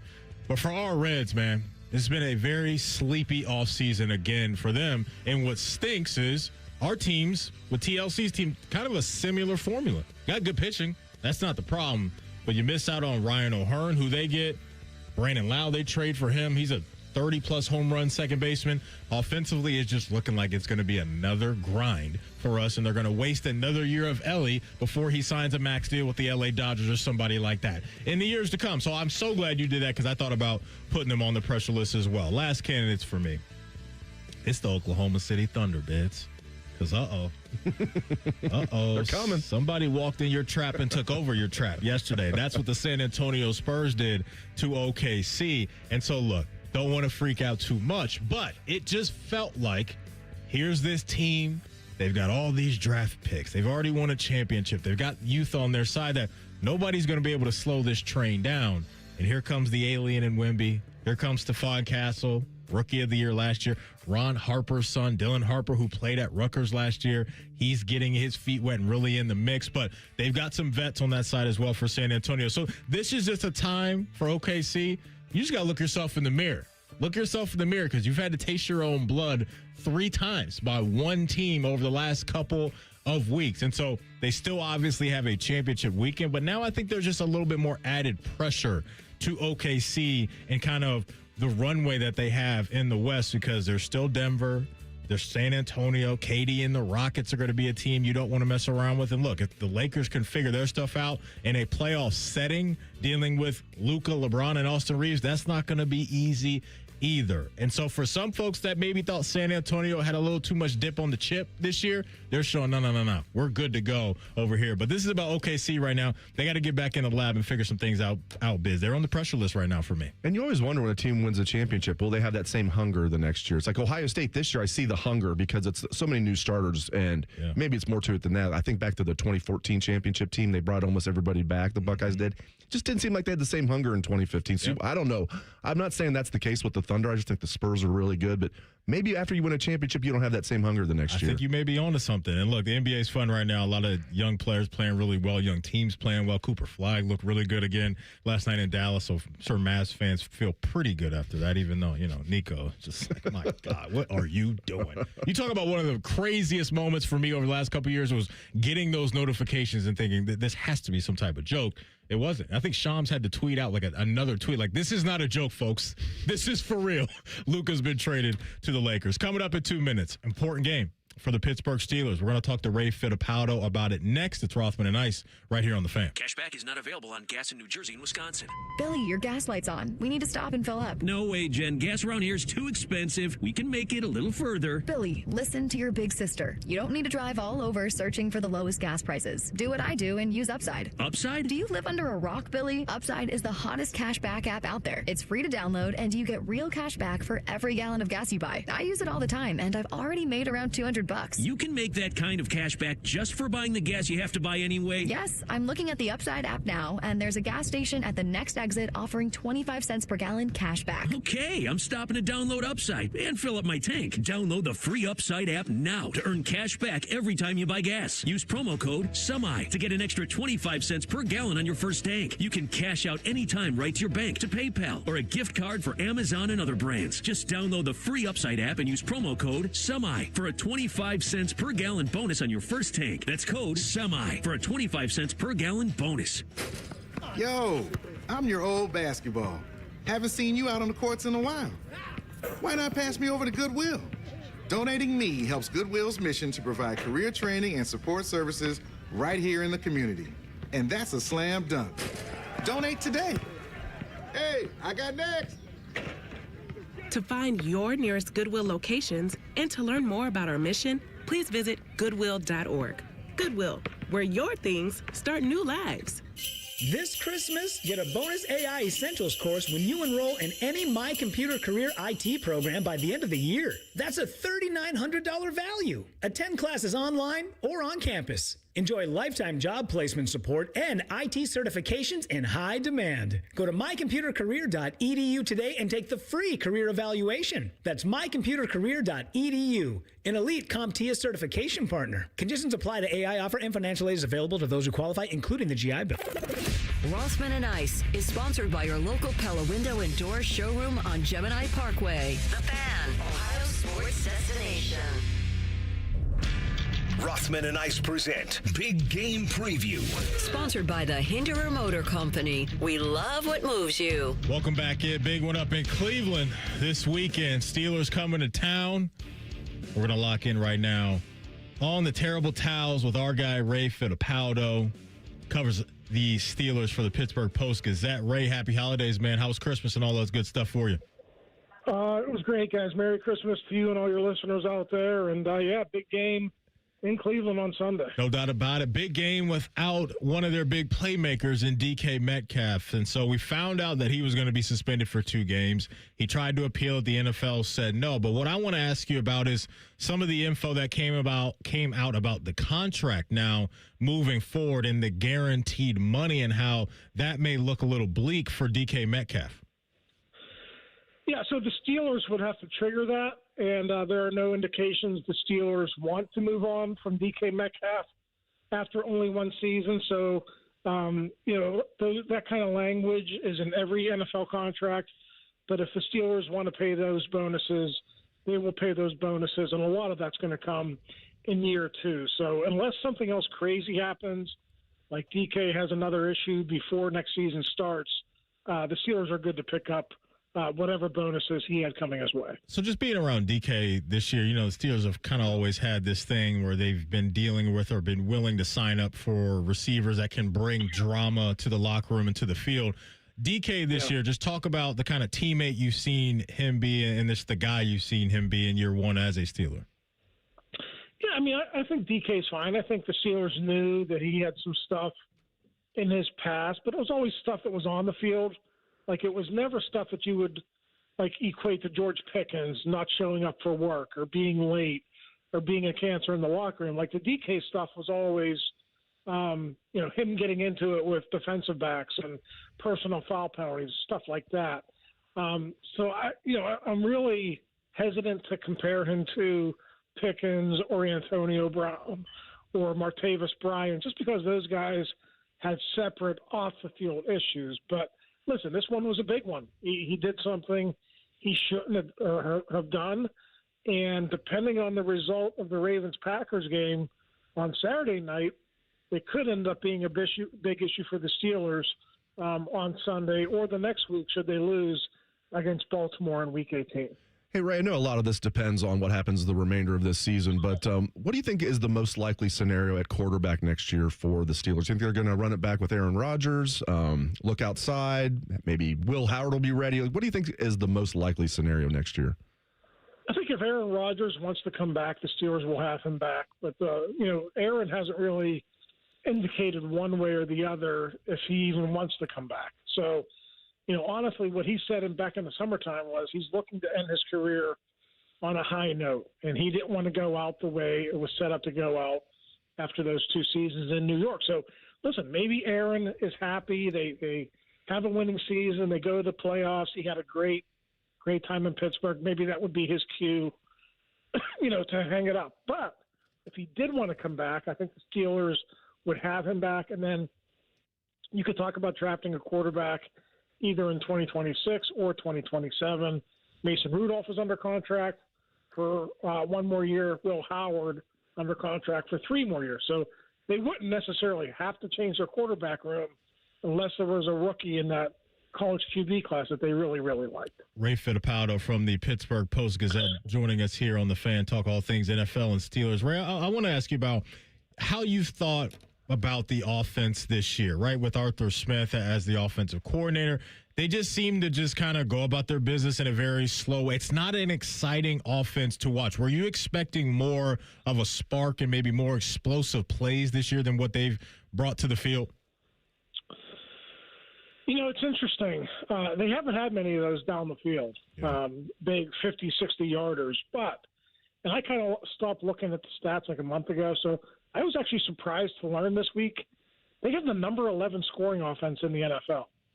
And you wouldn't think that watching this team from week to week, but they've actually been very productive in the short passing game. I bet you if you looked at their yards after the catch, they would be a top 3 or top 5 team in the NFL. That's how they get a lot of their yardage with Kenny Gainwell and Jalen Warren, even throwing short to their receivers. Those guys have made some plays. Catching it short and running it long. So they've been good enough this year, and they've actually been really good lately. So it's going to be interesting to see if they can carry that into the playoffs should they get there. The one thing to watch with this team, slow starts. That Miami game was unnecessarily close at halftime. Then they blew them out in the second half. And the same could be said for the game against the Lions. They really controlled that game from start to finish. But again, a slow start, and they didn't tie it up until Gainwell scored just before halftime with 2 seconds left. So if they can actually ever figure out a way to start games faster, I think they could be a really, really dangerous team in the playoffs. But we just haven't seen that full 60-minute effort yet from the offense. Ray, I say this as a suffering Bengals fan, but I think those offensive numbers for the Steelers are a little skewed because they got to play the Bengals twice. I'm kind of joking there. I do want to ask you about Jack Sawyer, his role this year. That was an absolute steal in the 4th round. A guy we obviously love here in Columbus, Ohio. How's Jack Sawyer doing? Really good first start last week against the Lions. Played 90% of the snaps. I think if you watched that game, you saw him come screaming off the edge and made a big play in a goal-to-go situation early in that football game. So they're really excited about Jack Sawyer and what he's going to bring. I think probably for the next year, it's still going to be as a reserve. But, as some of these contracts unfold here, unwind, T.J. Watt coming to the end probably in a couple of years. We'll see what they do with Alex Highsmith. I think he has 2 years left. So I think by the time Jack's rookie contract is over, he's probably going to be in a position to start. And I think you guys are right. To get a guy like that in the 4th round, he's not a prolific pass rusher, but he just really fits what the Steelers want to do at the outside linebacker position. So I expect him to get even better as he gains more experience. A guy that is a prolific pass rusher, as we all know, is T.J. Watt. Can you kind of break down everything that's been happening with him and where he is and maybe his availability for this one up in Cleveland? So he's been cleared to return to football, and he's been a limited participant in practice this week. And just what you hear, we haven't talked to TJ yet. He may talk after practice today. We'll see how that goes. But, from everything I've heard about this injury, the surgery is you need time to build your conditioning back up. So, I'm just theorizing here with this Ravens result on Saturday night. if the Ravens lose, there's no need to play T.J. Watt in a meaningless game. But listen, if the Ravens win and the pressure is on the Steelers, they don't want to take it to Week 18, maybe you could see T.J. Watt, for 12, 15, 18 snaps in this game. Put him in there in pass rushing situations and see if he can make a big play for you. So we'll have a much better idea once TJ does talk to us and let us know where he is in his rehab. But I think he is getting closer, and I think there's a small chance he could play this weekend depending on what happens on Saturday. This is a better question to ask you after the season, but I have to ask you now since we have games to play. Is Mike Tomlin back in the good graces of the fan base? Because I have a lot of friends that are Steeler fans, and they all wanted him out. I'm like, we can give you Zach Taylor straight up if we want to make that trade. Is he back in the good graces as of right now? It's amazing what 3 wins in a row can do for you, because that whole story kind of went away for a little bit. But, I mean, listen, they've had a tough time in the playoffs. They haven't won a playoff game since after the 2016 season. They made it to the AFC Championship game that year, and I think they're 0-6 or 0-7 since then. So it hasn't been pretty in the postseason. If they get there this year, it's going to be really interesting because they're actually starting to play well. They're a hot team. They're stopping the run. They're starting to run the ball well, and they have a quarterback who can get to the line of scrimmage and get you into a good play. So I'm not saying this is the year they are going to win a playoff game, but things are lining up where I think Steelers fans will feel better about their chances once they get there. So we know DK won't be playing in this one, and Shefty just reporting this out of Cleveland. It looks like he's saying Browns tight end Harold Fannin Jr. suffered a groin injury today in practice up in Cleveland, so his availability is up in the air. Hey, we'll get you out of here on this one. I know haven't had a chance to see a ton of Derek Harmon this year, their first-round pick, but last week he did play up in Detroit. What did you think of that performance, and what do you think his future may look like for Pittsburgh? Yeah, I mean, I think if he stays healthy, and he missed 5 games this year with 2 separate knee injuries, 2 early and then 3 later, but if this guy can stay healthy, he's going to be a cornerstone for their defensive line for a decade. If you watch that game, even if you didn't pull up the highlights, he went up against Penei Sewell, one of the top right tackles in the NFL, and really got the best of him on a few occasions. I mean, that was not a mismatch in any way. So Derek Harmon doing really well now that he's back from injury. And like I said, if they can figure out a way to keep him healthy in the years to come, it's going to look like a steal getting that guy at number 20. They got him. No doubt. Ray, as always, we appreciate your time and have a great rest of the year, and I'm sure we'll talk to you soon. Thank you. All right. Happy New Year, guys. Yeah, same to you. Ray joined us via the Bryant Heating and Cooling Systems fan guest hotline. Yeah, so that nugget just coming down out of Cleveland, Bids, a guy that has been really good for them as a rookie. I mean, this guy lit up college football in the MAC last year at Bowling Green. I think he led the nation in receiving yards, I believe, as a tight end a year ago. And so we were talking earlier about how we don't feel like there's going to be a lot of points in this one. You take this guy off the field for Shador, and it's looking really, really bleak. So, yeah, Harold Fannin, if you're just now hopping in, suffered a groin injury today up in Cleveland at practice. Right on the heels of Quinshon's injury. Yep. This is not good because they had a really good draft. Yeah. They really did. I mean, they hit on a lot of their draft picks. Time will tell, but I think overall they had a good draft. No doubt. I mean, Carson Schwarzenegger's probably going to win Defensive Rookie of the Year. That dude's flying around every week, knocking people's heads off. And, man, I just know if you're a Browns fan, you're probably thinking, man, if JOK was out here with Schwarzenegger, I know that's part of the reason why you drafted Carson Schwarzenegger. But to your point, Andrew Berry was kind of in his bag at the draft, man. He did some really, really good things. Coming up next, we got a Buckeye Bulletin for you. You will hear from some of the guys on the Buckeye defense about their preparation and what Miami can be bringing to the field on any given, well, I guess Wednesday next week. It's Rothman and Ice right here on The Fan. We know everything about you. We know you love the Buckeyes. We know you love the Jackets. We know you're wearing a red shirt. I just freaked the hell out of someone. The Fan. Once there was a man who couldn't stand. A mom who couldn't wait. A scientific community that said it couldn't be done. And then you. And then I. And then we. Brought neuromuscular disease into screaming color with the Muscular Dystrophy Association.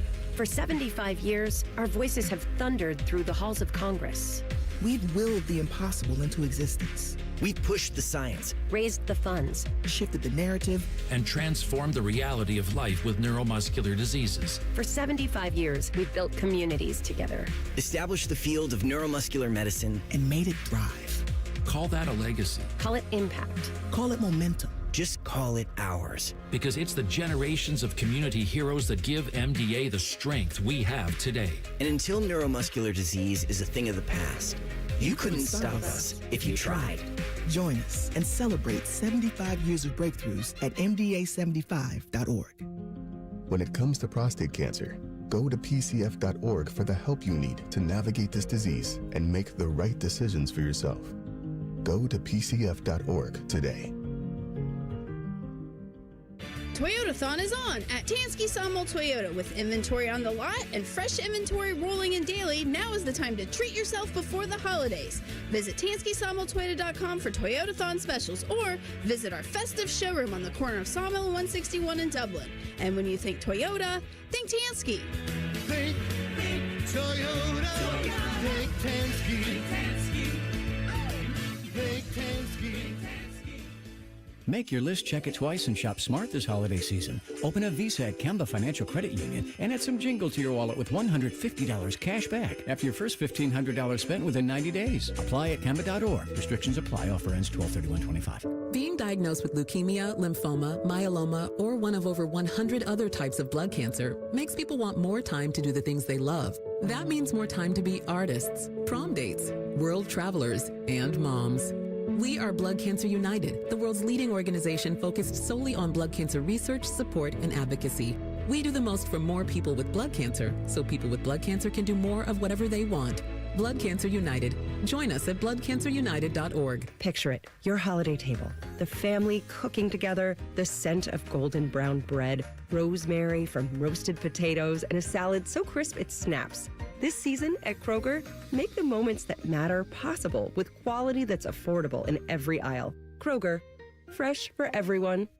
Right now, select varieties of Doritos, Ruffles, or Tostitos are on sale. Buy 2, get 2 free with your card. Kroger, fresh for everyone.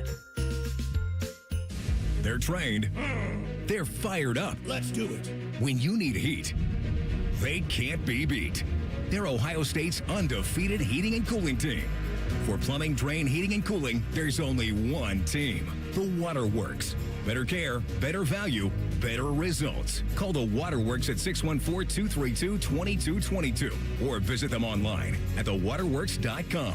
A proud sponsor of Ohio State Athletics.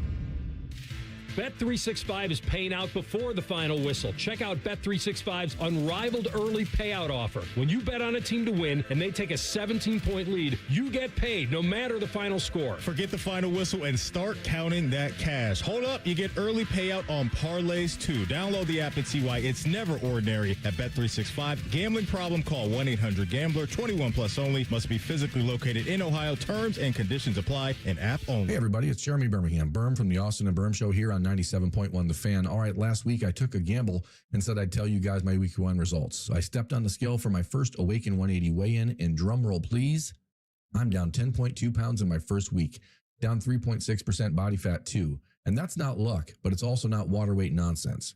Here's the Awaken 180 difference. I'm not losing muscle like you hear with the meds. I'm losing fat because I'm eating to lose weight, not just eating less of the same junk.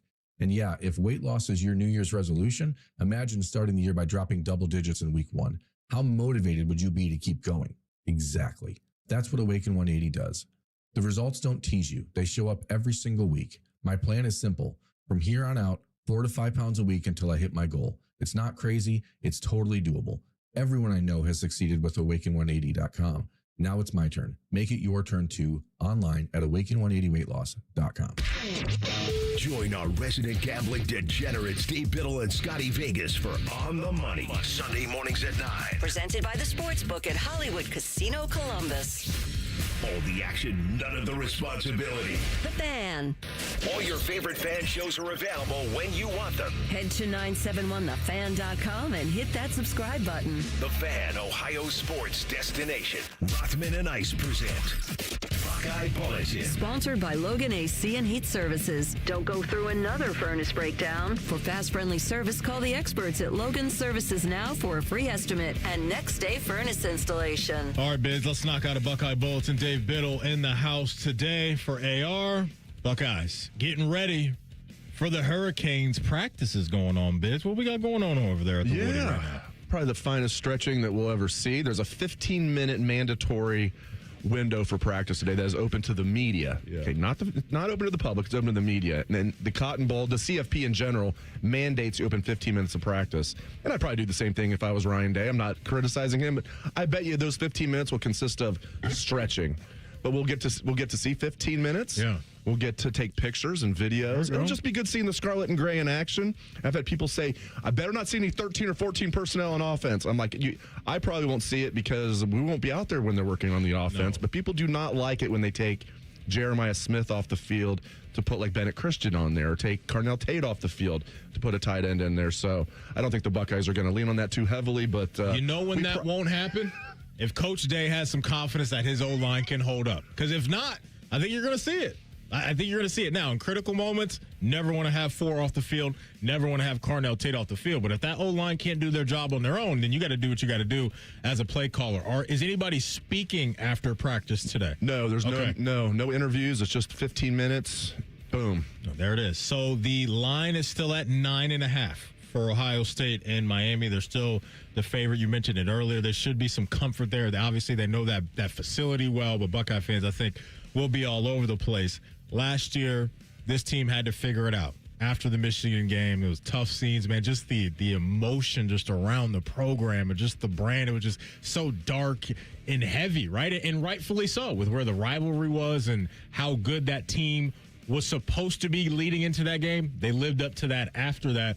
But here they are again, and some of the vets really have to figure it out along with the coaches and find a way to get off the mat and maybe go back-to-back and do some really good things or great things the way that they did a year ago. Here's Caden McDonald and everybody having to stick together. Every day, last Saturday, all the guys got together and watched the Miami and Texas A&M game.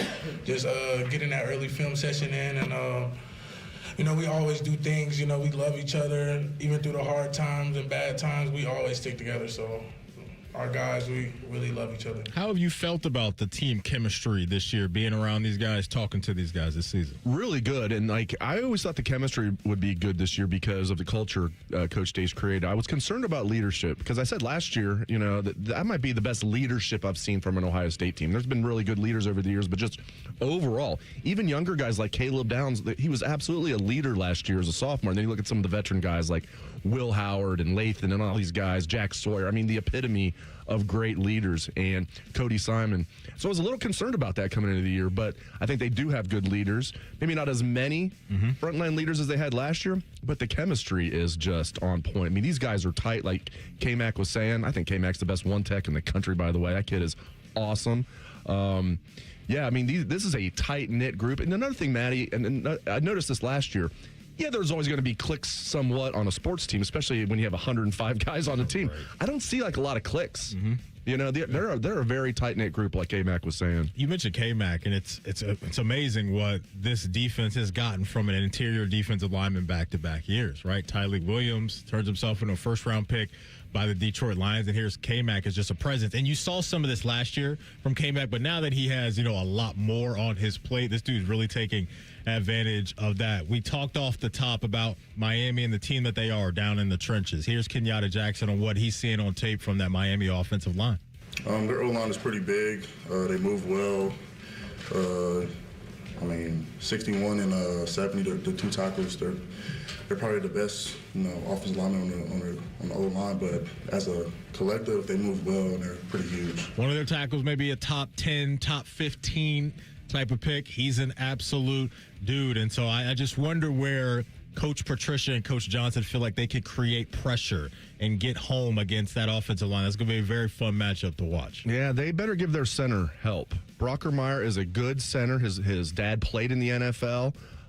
He transferred in from TCU. He started at Alabama. Then he went to TCU, started all 12 games at TCU last year, maybe all 13, and then transferred this year over there. But he's only like 285 pounds. Going against K-Mac, and we've seen guys that are like big centers that K-Mac just throws them back into the running back or quarterback, or sometimes he gets double teamed. He throws both guys back. That's going to be something to watch. K-Mac against their somewhat undersized but solid center. Yeah, and you're dealing with a quarterback in Carson Beck to where if you get that disruption from him, he's not a guy that's going to be able to run around and make a whole bunch of noise. Those guys should be getting home, and a guy like Arvell Reese can fly around and meet you wherever you need to go. Another guy that can fly around and meet the ball wherever it is Sonny Styles. Here he is on his confidence in the front seven and their ability to create static next Wednesday. When you look at our entire front seven, it's pretty hard just to focus on one guy. So, you got Arvell, then you got K-Mac in the middle, then you got Curry, Jackson on the outside. Obviously both our three techs and Azric and Taiwan, so it's great players all over. So it's kind of like pick your poison there, and I think that's why you see so many guys, a variety of different guys making plays each and every week. It's not really just one person every week. This guy makes the position change last year, right? Partners up with Cody Simon. That linebacking duo was really, really solid. Then Sonny Styles takes over as kind of the leader, right? And Arvell Reese has been an absolute dog out there, but Sonny Styles is consistent as they get right now in the sport at that position, his leadership, but more importantly, just the skill set of what he brings, man. He looks like one of those linebackers you build in the lab, right? When you see him and his athletic ability and what he can do. And they've got two of those guys that you can build in a lab to play every single Saturday for you. Yeah, I think it's the best linebacking tandem I can remember at Ohio State because, there's been some great trios like AJ, Bobby, and Schleggs. There's been many we can point to, but you look at this. I don't remember a situation where you're going to have the number one non-quarterback drafted in Arvell Reese, according to all the experts. And then your other linebacker's also a first-rounder. Yep. So you don't just have two first-rounders. You have the best non-quarterback if it plays out that way. It's so impressive. And this defense is number one in the country in every meaningful metric, scoring defense, total defense, SP+. They've got a great defensive coordinator in Matt Patricia, the pencil. I think they're going to make life very, very difficult on Miami. Miami's path to victory is like – not necessarily luck, because sometimes turnovers are not luck. That's like a defense makes a good play, but sometimes turnovers are luck. Yeah. They need like a punt return from Tony and like a defensive touchdown or something weird. They have to win the turnover battle. I think Ohio State can play their B game and win this because Ohio State's defense is going to be a big problem for a very limited Miami offense. And I really like Mark Fletcher, but when you have a quarterback that's no threat to run, that's not a good recipe for success against this defense. Defense giving up less than 9 points per game all year. And so, it's going to be hard to see that. And so, just if the offensive line does their part, which is a tall task, right, for Ohio State, for sure, with what Miami brings, and they should have a comfortable day down there in Jerry's World. Top of the hour, after an update, we'll hit you with the deep dive. We've got some eliminated teams in the NFL that are pretty interesting because some of these teams were supposed to be in the postseason, maybe making a lot of noise. Of those teams, Bids, whose Super Bowl window is still open?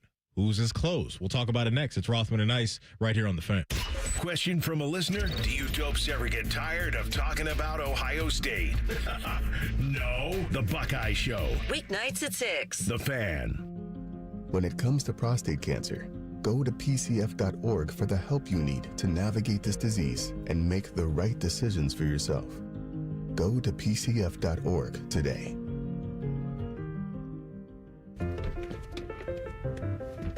Mommy, can I sit in the front seat just this one time? Please, please, please. No, not yet. But why? Because I love you, and you're just not ready yet. Now, get in the back so I can get you in your car seat, please. Putting your kids in the right seat for their age and size is an act of love. Check that your kids are in the right seat at NHTSA.gov/the right seat. Love protects. A message from NHTSA and the Ad Council. Cashback is not available on gas in New Jersey and Wisconsin. Billy, your gas light's on. We need to stop and fill up. No way, Jen. Gas around here is too expensive. We can make it a little further. Billy, listen to your big sister. You don't need to drive all over searching for the lowest gas prices. Do what I do and use Upside. Upside? Do you live under a rock, Billy? Upside is the hottest cashback app out there. It's free to download, and you get real cash back for every gallon of gas you buy. I use it all the time, and I've already made around $200. You can make that kind of cash back just for buying the gas you have to buy anyway? Yes, I'm looking at the Upside app now, and there's a gas station at the next exit offering 25 cents per gallon cash back. Okay, I'm stopping to download Upside and fill up my tank. Download the free Upside app now to earn cash back every time you buy gas. Use promo code SEMI to get an extra 25 cents per gallon on your first tank. You can cash out anytime right to your bank, to PayPal, or a gift card for Amazon and other brands. Just download the free Upside app and use promo code SEMI for a 25 cents per gallon bonus on your first tank. That's code SEMI for a 25 cents per gallon bonus. choice. From military life to a rewarding career in IT. Kickstart your new journey in a matter of months in the fields of IT and cybersecurity, including AI. Learn more at mycomputercareer.edu/CWP. Financial aid is available for qualified students, including VA benefits. Do you hate holiday pictures because of your teeth? What if a brand new smile was possible? No matter what the current state of your mouth. Welcome to Runyon Dental Group, home of the Implant and Smile Center, where gorgeous, healthy smiles become a reality. At Runyon, we've built a team of some of the most highly trained arch and implant doctors in the entire nation. This isn't an ordinary dental practice. We believe that everyone can have a great smile, including you, especially you. Your new smile is waiting at Runyon Dental Group. Bring more party to your New Year's Eve and game day gatherings with Meijer. Save big on celebration staples like extra large avocados, now only 99 cents each. Specialty charcuterie meats are buy one, get one 30% off. 12 packs of select Coca-Cola and Pepsi products are buy two, get one free. Plus deposit where applicable. And Meijer potato and tortilla chips are 3 for $6 when you buy 3 or more. Bring more good to your holiday and game day festivities with Meijer. Exclusions apply. See all deals in the Meijer app. Common Man here for Germain Nissan. You'd have to be crazy not to consider a Nissan from Germain Nissan, especially this month during their annual final sale, where every car's been marked down to the lowest possible price. Plus, with Germain's $1,000 price promise, no one will sell you a Nissan for less. J.D. Powers ranked Nissan #1 in customer satisfaction among mainstream brands. No credit, bad credit, Germain Nissan can help you get in a car today. Germain Nissan, 4300 Morse Road, GermainNissan.com. Hey, it's Anthony. I know you're going to be busy buying gifts for everybody else. That makes you a great person, a very giving person. So you know what that means? You deserve one. Why don't you give yourself the gift of comfort and foot pain relief? How do you do that? With the Good Feet Store Arch Support Inserts. I've got them, and they've really improved my body alignment and overall foot health. They're nothing like the over-the-counter insoles. My Good Feet Arch Supports are strong, supportive, flexible. I will not wear a pair of shoes without them, because if I do, my lower back is going to hate me for it. This is what you get when you go to the Good Feet Store. A comprehensive foot analysis by their trained specialist with a digital foot scanning that helps design your personal arch support system. And of course, any follow-up support you may need. With over 3 decades of helping customers find lasting relief, their track record speaks for itself. Good feet, good life. Walk-ins are welcome, but you can also make an appointment online right now at goodfeet.com. Toyota-thon is on, and it's the perfect time to wrap up the year with a new Toyota, like the best-selling Toyota Camry. Now through January 5th, get 4.75 APR financing on remaining new 25 Camrys, or lease a new 26 Camry LE for $269 a month for 39 months with $36.99 due at signing. With approved credit through TFS. Tax, title, and license extra. Call 1-888-36-TOYOTA for details, or go to toyota.com. Toyota, let's go places. Broadcasting from the Lindsay Honda Studios. Honda makes the cars, Lindsay makes the difference. Visit lindsayhonda.com. WBNS-FM, HD1 Columbus.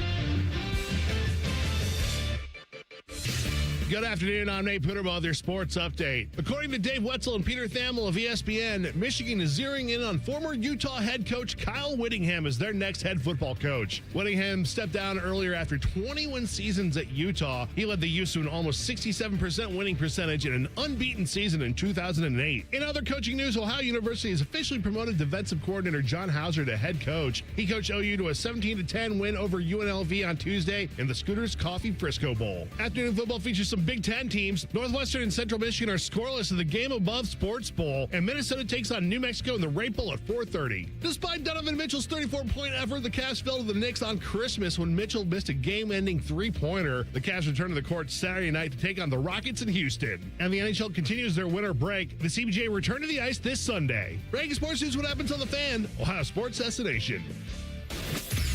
Most shows just skim the surface, but Rothman and I feel like the biggest story of the day deserves a closer look. It's time for a deeper dive. Sponsored by Low T Center. Low T Center, reinventing men's health care. Welcome back in. Hour number 3 of the program. Dave Biddle's been in the house today cooking for our guy AR. Bottom of the hour, 2:30. Joe DeLeone, A to Z Sports, does an awesome job covering college football and the NFL draft. We'll talk to him about the CFP, the latest news coming out of Ann Arbor, where it feels like bids. Kyle Whittingham is about to be the newest head coach for Michigan. And it was funny because I just remembered just how crazy that game was against Utah, the Rose Bowl a few years ago, right? Final score of that one, 48-45, and just the box score is just laughable in a good way. When you look at C.J. Stroud, 37-46, 573, 6 touchdowns, and then JSN, 15 catches, 347, 3 touchdowns. He had 16 targets in the game, so only 1 touched the grass when CJ was going his way with the rock. Marvin in that game, 6 for 71 and 3. And then, a guy by the name of Emeka was playing as well, 3 catches for 46. But just that offensive explosion in that one. I know the defensive coordinators were hating life that day, but I was enjoying watching the fireworks. Yeah, but CJ to JSN that day was just special, man. Special. 347. That's an all-time record in college football in a bowl game for receiving yards. JSN 347. It's too bad he's not doing anything in the NFL. Oh, wait. He's going to be the leading receiver in the NFL and is going to be a very rich man. He is about to get the bag this offseason. And rightfully so. This is why they drafted him. They drafted him to be this guy. Cleared the runway, got rid of Lockett, got rid of DK Metcalf. Let's see what you got. And he said, this is what I got. So now it's time for you to pay up. So he's about to be a well-paid man out there living in Seattle. That's for sure. It's one thing after another, man. The good thing, I know Heartland's going to USF, but it's unbelievable what he's done. And it's even going to continue now that he's gone, like with Jeremiah Smith next year. And then Chris Henry Jr. after that. It's going to keep going. But it's been one after another. Sometimes there's been 2 first-round picks with Garrett Wilson and Chris Olave. Marvin Harrison Jr. It's one after the other. Emeka Egbuka is one of the finalists for Rookie of the Year in the NFL. I mean, it's absolutely unbelievable what they've done. Not just getting 5-star receivers, but then developing them into studs. And not just developing them into studs, developing into guys that are going to take the NFL by storm as rookies. Yeah. Garrett Wilson, I think, would be one of the top wide receivers if he didn't have a complete mess at quarterback during his career so far. Yeah. So it's incredible what they've done with wide receivers. And Chris Olave just showed you last week that you get anybody that's just competent under center in New Orleans, I can pop off in this way too. And glad that he's been available on the field, had some of the concussion stuff going on, which is always scary. But yeah, to your point, man, these dudes absolutely are ready to go when they leave the lab here in Columbus. I want to ask you this, Bids, because, we always look ahead in sports and sometimes we do it too much, but I'm going to do it right now because you do a great job covering Ohio State. Your thoughts on just the quarterback room? Obviously, it'll be Julian's team next year, but where this thing could be headed in a couple years. We never know. The portal is a powerful thing right now, so there could be a lot of moving and shaking going on. But what are your thoughts on some of the bodies that are in the room and where that could be headed in the next couple years? Yeah, I won't be surprised if Lincoln transfers. I also won't be surprised if he comes back because he's got 2 years left. Is he going to do what Devin Brown did? Is he going to be more of like a Justin Zwick? Stick around, just be a Buckeye, and if Troy never got hurt, but if he did, Jay-Z would have been ready. I tend to think Lincoln's going to transfer if I had to bet on it, maybe to an Iowa, something like that. I believe in Tavian St. Clair. He'll have 4 years of eligibility after this one. If he's really good, maybe he won't need all 4 of those years, but big, strong kid. He's got a cannon for an arm, very mature. He's tough. The one concern that I have and had and still have is that he played at such a not tiny school. Bell Fountain's not a tiny school. They're Division III, so it's like same thing as like London, Ohio, for example. So it's not like a tiny school, but it's also not a big school. Competition wasn't that great, so it might take until this would be perfect timing. I don't know if he'd be ready as a redshirt freshman, Matt, but I think as a third-year sophomore, he'll be ready to go. And I like the kid they have coming in next year. I think he's a little underrated. Luke Fahey, I think he's a guy that maybe people have overlooked a little bit. Young man from California, especially you weren't going to get another 5-star because they have Edmonds in the class after that. He's a 5-star. They got Tavian St. Clair the previous class, 5-star. Even for Ryan Day, that would have been tough sledding to get 5 stars, in like 4 straight classes. I considered Julian Sayin part of that recruiting class, even though he was technically a transfer. But you look at Luke Fahey from Mission Viejo, California. Not a big guy, listed at 6 foot, 185, but he's a baller. And he's only a 3-star prospect, but I've heard he's very, very underrated. So he'll be in the mix maybe after Julian. It'll probably be a Fahey, St. Clair battle, presuming that Lincoln Keenholz does not stick around for the next 2 years. It's just funny, man, how things just change in the blink of an eye in this sport right now. And you remember when Fran Brown, the head coach for Syracuse, was like, hey, maybe I need to send a champagne bottle over to Ryan Day for Kyle McCord going. Maybe the same thing could be said for Day to save, right? You retired, and here comes Caleb Downs and Julian Sayin, and here they are, maybe ready to go back-to-back, and that guy will be back next year and probably even even better. It's just wild, the sport of college football right now. They could have re-gifted that to Kansas State for Will Howard. True that. Thank you very much. True that. Yeah, because they chose Avery Johnson. Yeah, they did. They'd probably, hey, we're paying this kid. It's time to see what he's got. Thank you. Yeah. And Kyle McCord led the nation in passing yards. When I said he was a nation's leading passer, I always clarify. It's like, yeah, he also led the nation in interceptions, attempts. Did not have that good of a quarterback. This thing? They just didn't run the ball at all at Syracuse. No. It's like, I still maintain Ohio State would not have won the national championship with Kyle McCord. I agree with you on that. Yeah, not that Will Howard was like a great college quarterback, but he was what that team needed. They needed somebody that could run the ball at the quarterback position. And I disagree. I actually think he was very underrated. I thought he was really, really good. Now, the offensive line in the playoffs last year was the headline for me. Like, he had, especially against Tennessee, he had all day to throw. But, man, I know that when he's throwing the ball to Jeremiah Smith in the end zone, the headline is, Jeremiah Smith, true freshman. Will Howard had some crazy good throws last year. Oh, in the CFP, I've said this before, and I say this as a huge Joe Burrow fan. He almost turned into like a pseudo Joe Burrow in those 4 games. You know, making plays with his legs, keeping plays alive, dropping dimes where it's like you couldn't have handed the ball any better. But if you look at the regular season, I would say that wasn't the same Will Howard. He was good in the regular season. But you're right, man. He turned into like a great quarterback in the CFP when it really mattered. I mean, think about some of those passes he was making. Remember when he dropped that one over the middle on 3rd down and winked over at the sideline? That was a great. That was an NFL pass. The one to Emeka against Oregon, the second one. Yes, I think that was his throw of the year. You go back and look at that one. Maybe the 3rd and 11 was the throw of the year. But that touchdown to Emeka, the ball placement was insane. That's one of those rare plays where the quarterback threw a perfect ball, the DB had perfect coverage, and the wide receiver made a perfect play. Yeah. I mean, he couldn't have thrown the ball any better. He got his hand on a DB, and Emeka caught it with one hand, and then had to kind of juggle it and still kept it for the touchdown. I still contend, and I'm not going full Adam King. Will Howard's going to win a Super Bowl in the next 15 years. I'm not doing that. I still contend if mock drafts did not exist, Ohio State fans would have turned on the NFL draft expecting Will Howard to be a first-round pick. I think or at least a second round. I thought he might go like 3rd round. You're right. I would have guessed second round, if not for mock drafts. And I was saying, I bet someone's going to take him in the 3rd round. You guys remember how hyped up he was getting by Pat McAfee? I mean, McAfee week in and week out on his show was going to bat for Will Howard. Like, why is nobody talking about this guy? What are we doing with Will Howard? Then you had the clunky performance at the Combine. Came here and cleaned it up for Pro Day. I forgot about that.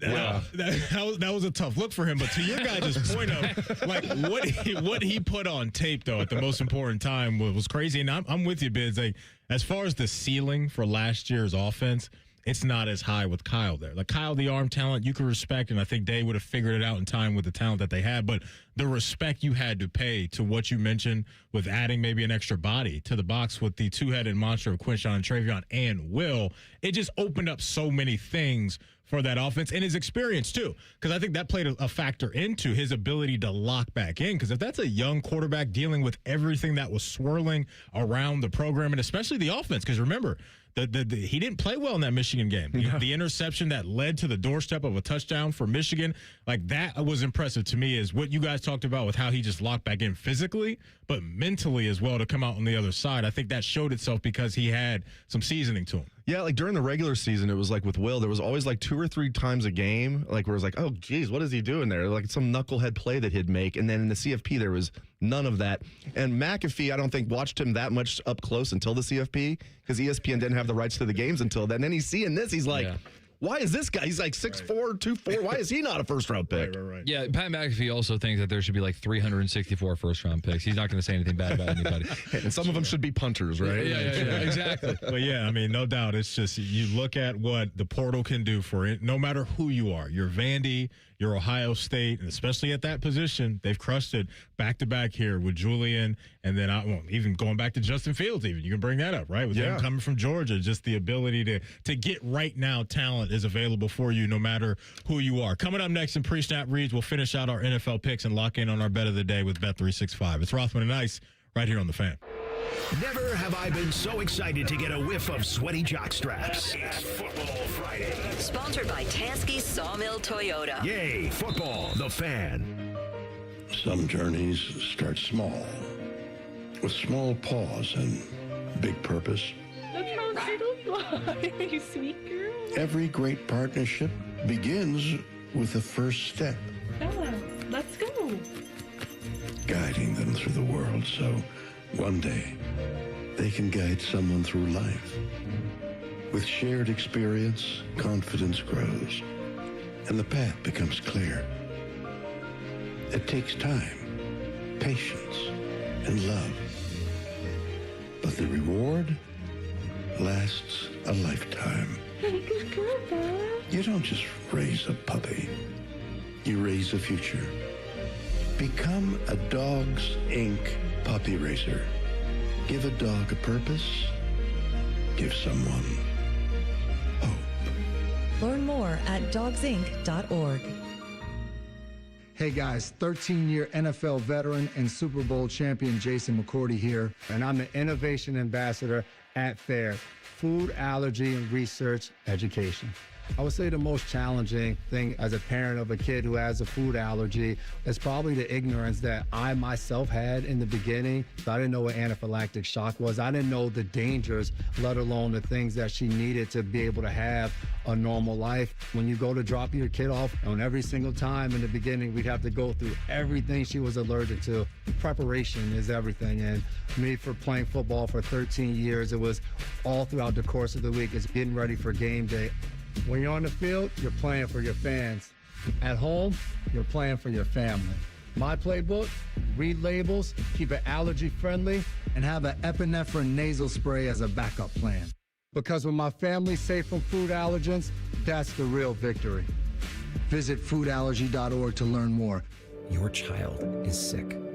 With those 4 words, the innocence and joy of childhood disappears. But Starlight has taught us 4 other words that make all the difference. The power of play. Happy kids heal faster. That's why Starlight Children's Foundation delivers happiness through gaming, toy deliveries, and more to hospitals across the country. Learn more at starlight.org. Hey, it's Anthony, and it's Happy Honda Days at your main Honda of Dublin. What am I going to give you? How about rates as low as 0%? You want no payments for 90 days? You got it. Do you have a trade-in? I'll make sure Rich gives you an extra $1,000 for your trade. Yep, an extra $1,000. Or I'll slide you right into a brand new Honda with leases starting from only $239 a month. Happy Honda Days right now at your main Honda of Dublin on Sawmill Road, just south of 270, or online at yourmainhondaofdublin.com. They're trained. They're fired up. Let's do it. When you need heat, they can't be beat. They're Ohio State's undefeated heating and cooling team. For plumbing, drain, heating, and cooling, there's only one team. The Waterworks. Better care, better value, better results. Call the Waterworks at 614-232-2222 or visit them online at thewaterworks.com. A proud sponsor of Ohio State Athletics. Hey, it's Bobby Carpenter. Every day, it's there. Matter of fact, it's the most predictable thing in your life, unfortunately. I'm talking about that chronic pain from whatever joint, the knees, the hips, the back, shoulders. But tomorrow you could wake up and it could all be gone. Some cases within a day because of a breakthrough treatment called stem wave therapy. Physicians in Europe, they were using it 20 years ago. Finally, it's here in the U.S., and there's a huge demand for it because patients can get relief from that acute pain, and now they're spreading the word. Here's the best detail about it. The device, it's both diagnostic and therapeutic. It helps Dr. Tesner and his medical team at QC find the problem and trigger your body's natural healing response. StemWave uses the same technology as lipotrypsy. The sound waves penetrate deep in, spark blood flow at a cellular level. You're wondering if it's a good solution for your pain? QC Kinetics is making it easy. Your first stem wave treatment is only $49. So give them a call and find out about the $49 stem wave treatment here in Columbus at 380-208-4544. When you're building a nursery school, elementary school, charter school, high school, vocational school, or jiu-jitsu school, lean on green. Sunbelt Rentals. With the largest rental fleet and most rental locations in Columbus, you can count on us to get you the right equipment at the right price right now. No matter what you got going in or going up. All powered by people. For equipment know-how, support, transport, and training. No wonder the Columbus builders who are building Columbus lean on green. Sunbelt Rentals. Learn more at sunbeltrentals.com. Common Man and Timmy, they're good, clean boys. If you enjoy a radio show hosted by immature men with slightly above average sports knowledge, they've got you covered. Weekdays from 3 to 6. The Fan, Ohio sports destination. Fan weather. From the Logan AC and Heat Services Weather Center. We are going to see some patchy fog linger, otherwise scattered showers today and cloudy skies with daytime highs getting into the low 60s and breezy winds. For tonight, mostly cloudy overnight with our lows in the 30s, and then for Saturday, we'll start the weekend dry and mostly cloudy with highs in the mid to upper 40s. For The Fan, I'm meteorologist Meredith Garfalo with the 10 Weather Impact Forecast.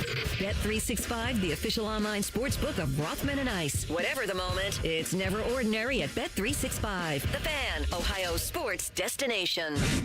Rothman and Ice present Pre-Snap Reads. Sponsored by Newman Roofing. Call Newman Roofing today at 614-NEW-ROOF. That's 614-NEW-ROOF. Or visit online at newmanroofing.com. All right, before we get into our pre-snap reads for today, let me talk to you folks about the wonderful folks at Bet365, because they got an awesome deal waiting for new customers right now, where all you have to do, folks, is bet $5. It's probably a better option. Is bet $5. After that, you're going to get $150 in bonus bets, win or lose. So you could take that $150 and then turn it into something bigger and better when you bet on spreads, totals, player props, or money line bids. I'm locked in on this Bengals-Cardinals games. I love looking for anytime touchdowns. I absolutely love it. You and I think there's going to be a lot of points put up on the scoreboard in this one.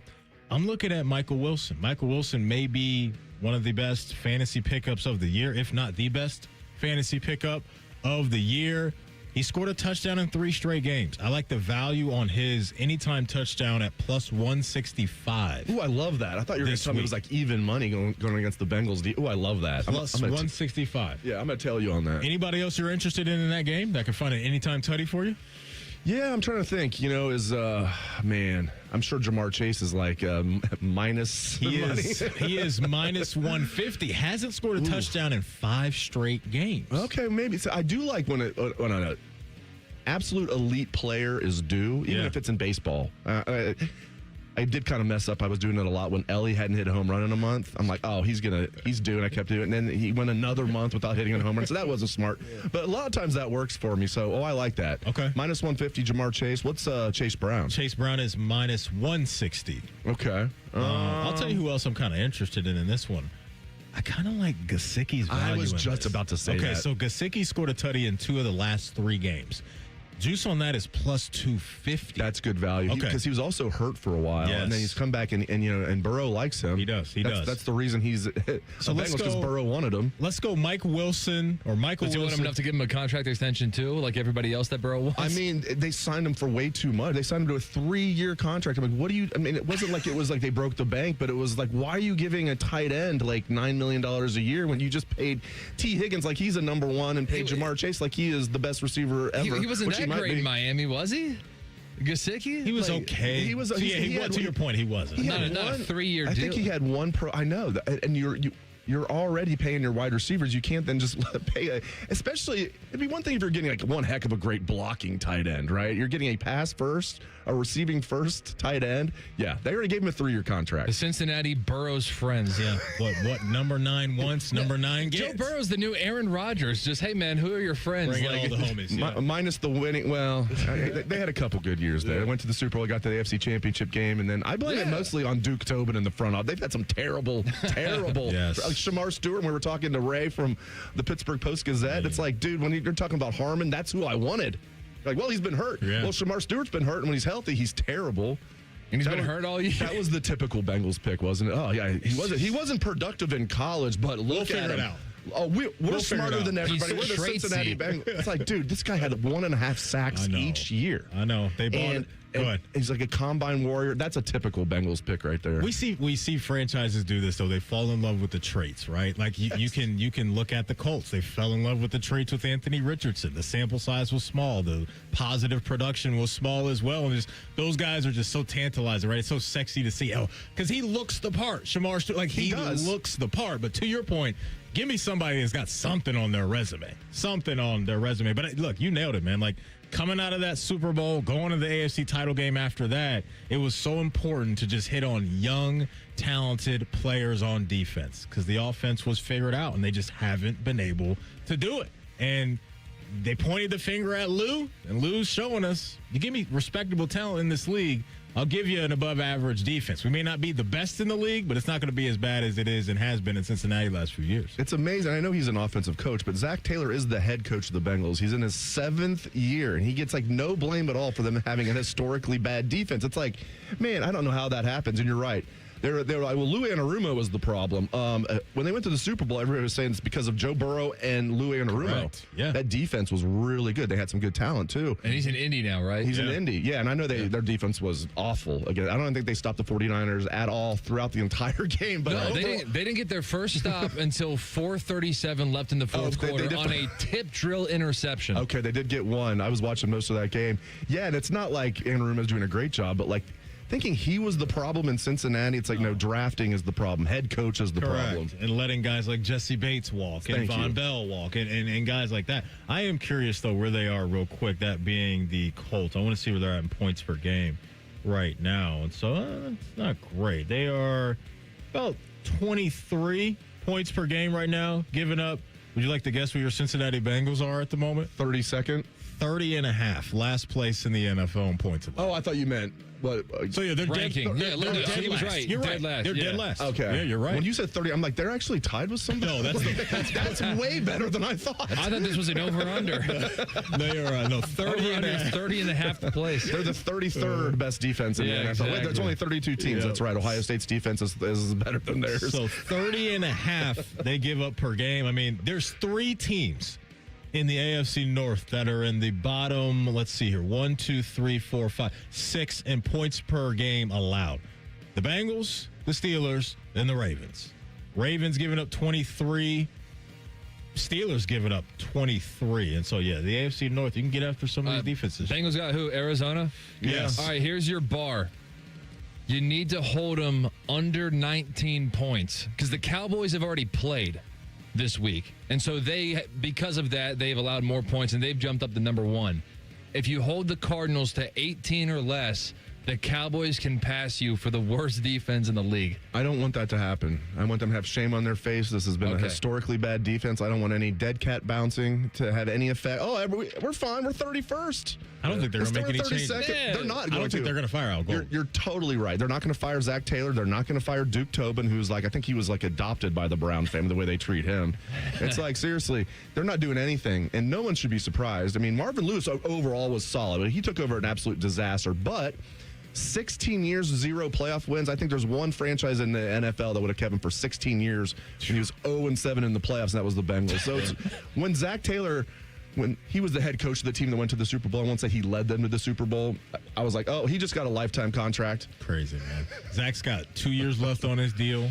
They're not the franchise, to me, that feels like they're going to pay a coach to not be their coach. And so they're not going to, I don't think they'll pay a guy to be at home just cashing checks and then paying another head coach as well. I don't see them doing that. So I think you're right. I think they'll let him see this through because I think they have confidence in what his strength is. And what his strength is, offense. And they sit back more times than not and watch a good offense. But like we just brought up, he's making these hires on defense. And so the hire of the defensive coordinator combined with Duke Tobin in the front office not hitting home run, not even home run, just hit doubles, maybe in some singles with some of these draft picks. And then you'd probably be in much better position. And then the other elephant in the room, too, is number 9's got to be available, right? He's got these injuries that have been piling up since he came into the league. And so, yeah, man, when that is right, when he is there, you can beat almost anybody, but they've just been asking way too much from the offense. The defense has got to lock in. Download the app and see why it's never ordinary at Bet365. If you have a gambling problem, call 1-800-GAMBLER. 21 plus only, must be physically located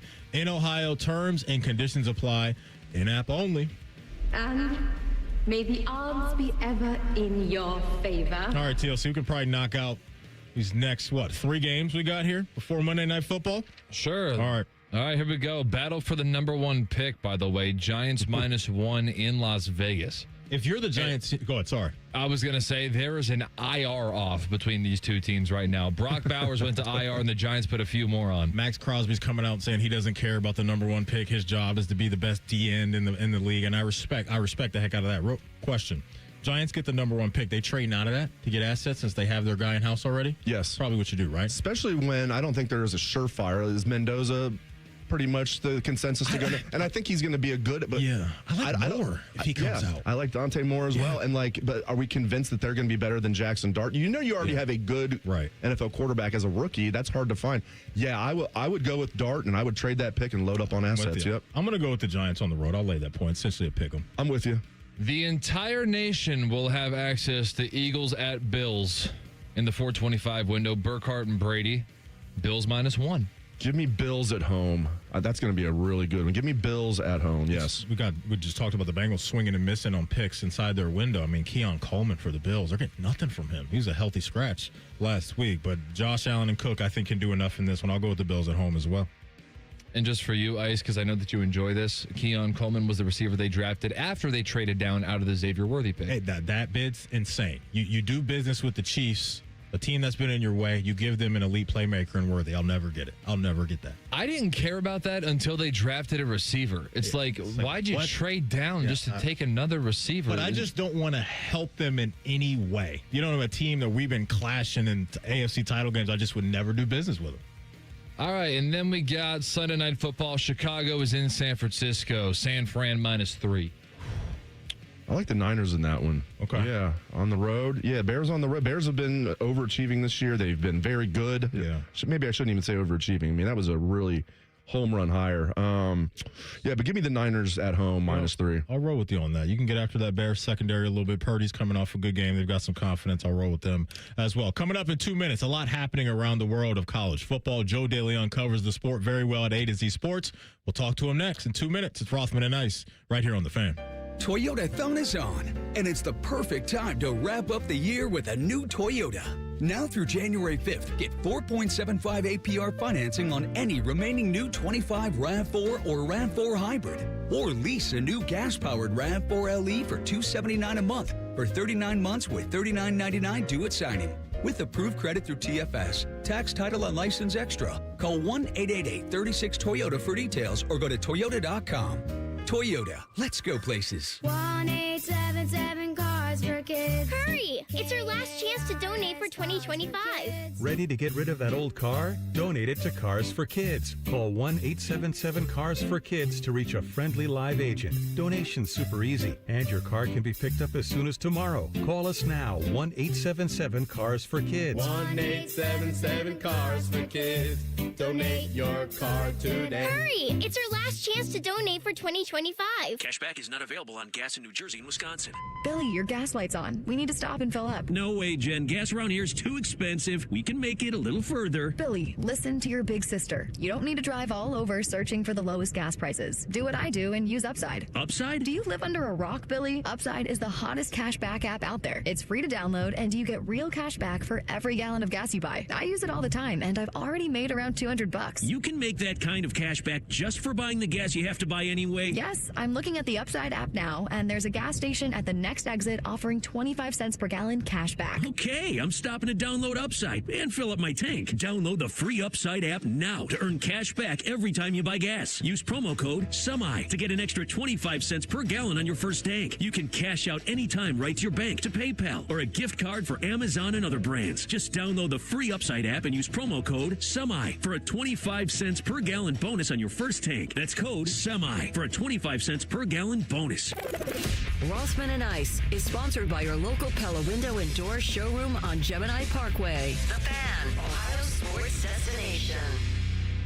Want to jinx your favorite sports team? Please get out of my Van Halen t-shirt before you jinx the band and they break up. Just ask Maddie to print your shirts. You're listening to Rothman and Ice. Welcome back in.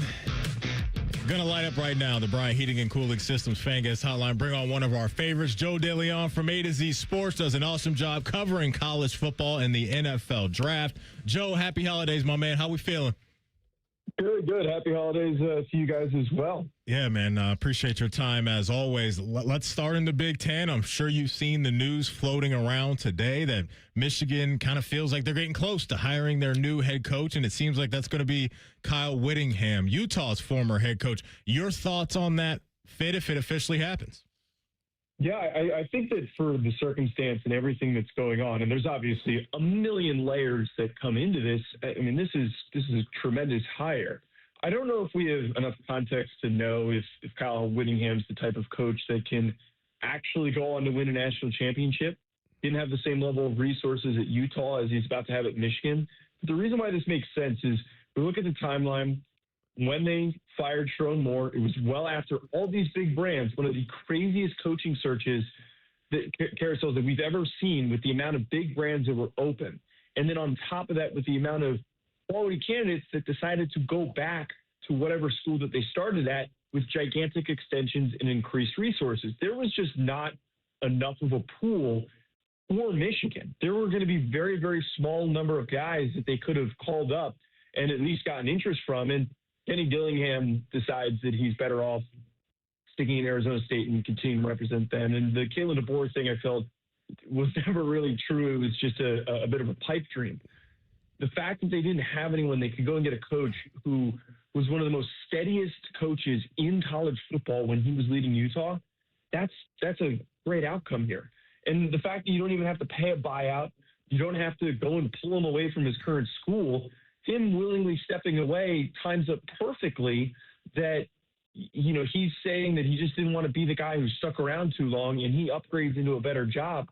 I think the last part with this that I like it, Utah has always been one of the better brands, more underrated brands in the sport, but Whittingham's team has always had really, really good culture. And I think that with not just the Sharon Moore situation, but all of the problems that have been going on since Harbaugh left to go to the NFL, you need a complete reset. And I think that Whittingham, the type of coach that he is, could come in and immediately reset things, clear house and get this program right back on the right track. Joe, looking at the college football playoff, I feel like we have a really good Elite Eight, so to speak. How many of these teams do you think are legit national championship contenders? Right now, I think that the teams that are legit title contenders that have, I see three. I see Georgia, I see Ohio State, and I see Indiana. And I think that the remaining teams, the remaining five, have cases to be made for them, but they need a lot of things to go right. I think that, we look at Miami and Alabama and Texas Tech, and we've seen for all those programs, and especially Oregon, where they had stretches this year where they were one of the best teams in the country. And then they hit a lull, and some of their weaknesses started to show up, whether that was through injury, whether that was just through general regression. Any of those five teams need to get back on track and rectify some of the problems that held them back. A run is possible. But to answer more specifically, the three teams that I mentioned, Georgia, to me, is the best of the group. They're the hottest team in college football right now since they figured out their pass rush, how they can get after opposing quarterbacks. They've been very, very aggressive defensively. Their run game has been phenomenal. Gunnar Stockton has been very underrated and for the big plays that he makes for this Georgia team that has propelled them to this point. I think that they're ultimately going to be the team to beat. But as we've seen, Ohio State's defense is loaded with future NFL talent. And if Julian Sayin can limit turnovers and they can run the ball effectively with Bo Jackson, a national title repeat is in sight for them. Lastly, with Indiana, they're so fundamentally sound on both sides of the ball. That is what is always going to give them an edge against anybody they play. They can get into situations where game is tight, it's low scoring, but they'll execute on very specific instances when they need to. And I think it all comes down to having the clutchest player in the playoff field, and that being Fernando Mendoza, who multiple times this season delivered in really, really crucial situations. Joe DeLeone from A to Z Sports joining us here on The Fan, talking all things college football, getting ready for the college football playoff that starts next Wednesday with Ohio State and Miami. Joe, a take that's been out there that's kind of caught the ear of Buckeye Nation a little bit is David Pollack coming out and saying that what he's seen on tape leads him to believe that Miami can control the game down at the line of scrimmage on both sides of the ball. When you look at Miami on their offense and defensive line, just talk about what those type of challenges that they could pose against the old Scarlet and Gray. Yeah, I agree with Pollack on this. I think that Ohio State ultimately wins. The line on this game has been quite wide, multiple scores, and there's been a little bit of movement there on that line. I think Miami's going to cover. I think it's going to be a tight game for what you just brought up there. The thing with Miami, and this kind of alludes to the last talking point that we just had, the beginning of the season, they showed that they were the most balanced team in college football. And they, at the time, were the most tested going up against Florida and Florida State and Notre Dame. They regressed in the middle of the year. and their secondary didn't play as well. And the way that they played against Texas A&M reminded me a lot of how they looked at the beginning of the season. It comes down to both lines of scrimmage, as Pollock has talked about. Their offensive line has been a mauling group, and when they get push and they get their heads downhill and they're really driving guys off the ball, they can run the ball really effectively to punish opposing teams and to do it at the right moments, like they did against Texas A&M. Their defensive line, I would argue, is top two, one of the most dangerous outside of Ohio State's in the college football playoff field at the current moment. Mesidor, Bain, and David Blay, who does not get enough hype, one of their interior defensive linemen, that unit is so overpowering with the way that they're able to consistently produce disruption and the way that their linebackers then can capitalize on that against the run when they're sending pressure. I think that he's right in saying that against this Ohio State team, who we watched in the Big Ten championship game, give up 5 sacks on Julian Sayin, not have consistency running the ball in situations when they needed to, it is absolutely possible that Miami could do what they did against Texas A&M against Ohio State. I think that the separation, though, is that you've got a Jeremiah Smith and a Carnell Tate that if it does come down to a one-score game, one of those guys can come up with a play that wins them the game. Yeah, it's interesting. Like, Ohio State only gave up 6 sacks, as you said, throughout the regular season. Then they gave up 5 against Indiana. I don't know if that's an aberration. I think Indiana's really good, really good. But, I mean, I feel like overall Ohio State's been good in pass pro, and then they were just awful against Indiana. So it's going to be interesting to see because you're right. They've got a fantastic defensive line, Miami does. Well, and this is part of my whole thoughts on this game is that Ohio State's offensive line looked tremendous, and I know there's been some shuffling based on injuries with who's been a part of that offensive line. And the first time that they were tested, they struggled. I do think that it leans more on the side of it being an aberration because you've got all those games where you're playing so well, and then suddenly you play poorly. I think it would be too volatile to assume that their first real test they completely collapsed when they played pretty solidly against Texas at the beginning of the year. But the thing that should be daunting for Ohio State fans is that the Indiana defensive line in front seven is not as physically gifted and as talented as the Miami one. I think that Indiana is more fundamentally sound, which is why they were able to produce success. That they just didn't allow any broken plays. They didn't allow for anything to leak through. The difference with Miami is that you've got a number of guys with Mesidor and with Bain and across this whole front that could go on to be drafted in the top 150 picks in the upcoming draft. There's speed, there's athleticism, there's explosiveness. If you allow them to enter third and long situations where they're pinning their ears back and they're going after Sand, I think that is a recipe for disaster. They got to get the run game going. It never really made sense to me why Bo Jackson only had 17 carries in the Big Ten championship game, why they weren't leaning on him more. He was averaging 4.9 yards per carry in that game. I think if you run the ball and you can get that rhythm going early, it's going to take a lot of pressure off of Sand, and it's going to make things a lot easier. All right, we'll get you out of here on this one. Let's take a peek around the corner just a bit to some draft stuff because I know you do that very well. And here's just a question I have for you. You're running a franchise that has the number 1 overall pick in the upcoming draft, and you need a quarterback. Who are you sending in the card for? If you need a quarterback, it's Mendoza for me. And I think that when we look at Mendoza and Moore, both are solid options. Neither is really going to fit into that bucket of a Drake May or a Josh Allen type prospect that can be an elite top 3 player at the position. But I think that you're getting more of like a Jared Goff, where either of them can elevate your team and keep them steady, and as long as you got the right pieces around them. The separation for me, though, is both these guys who have had a number of spots where they've made a lot of big plays. They've got really good touch. They've got really good instincts. They've got really good ball placement in the way that they play. Mendoza, for me, has so many more, not significantly more, but more instances of clutch playmaking. And I feel like that's something that we don't talk about enough when we evaluate quarterback prospects. How are you going to play when the game is on the line? And, if it's in the playoffs or even in the Super Bowl, if you have context of a guy doing that in college, I think that should be incredibly important.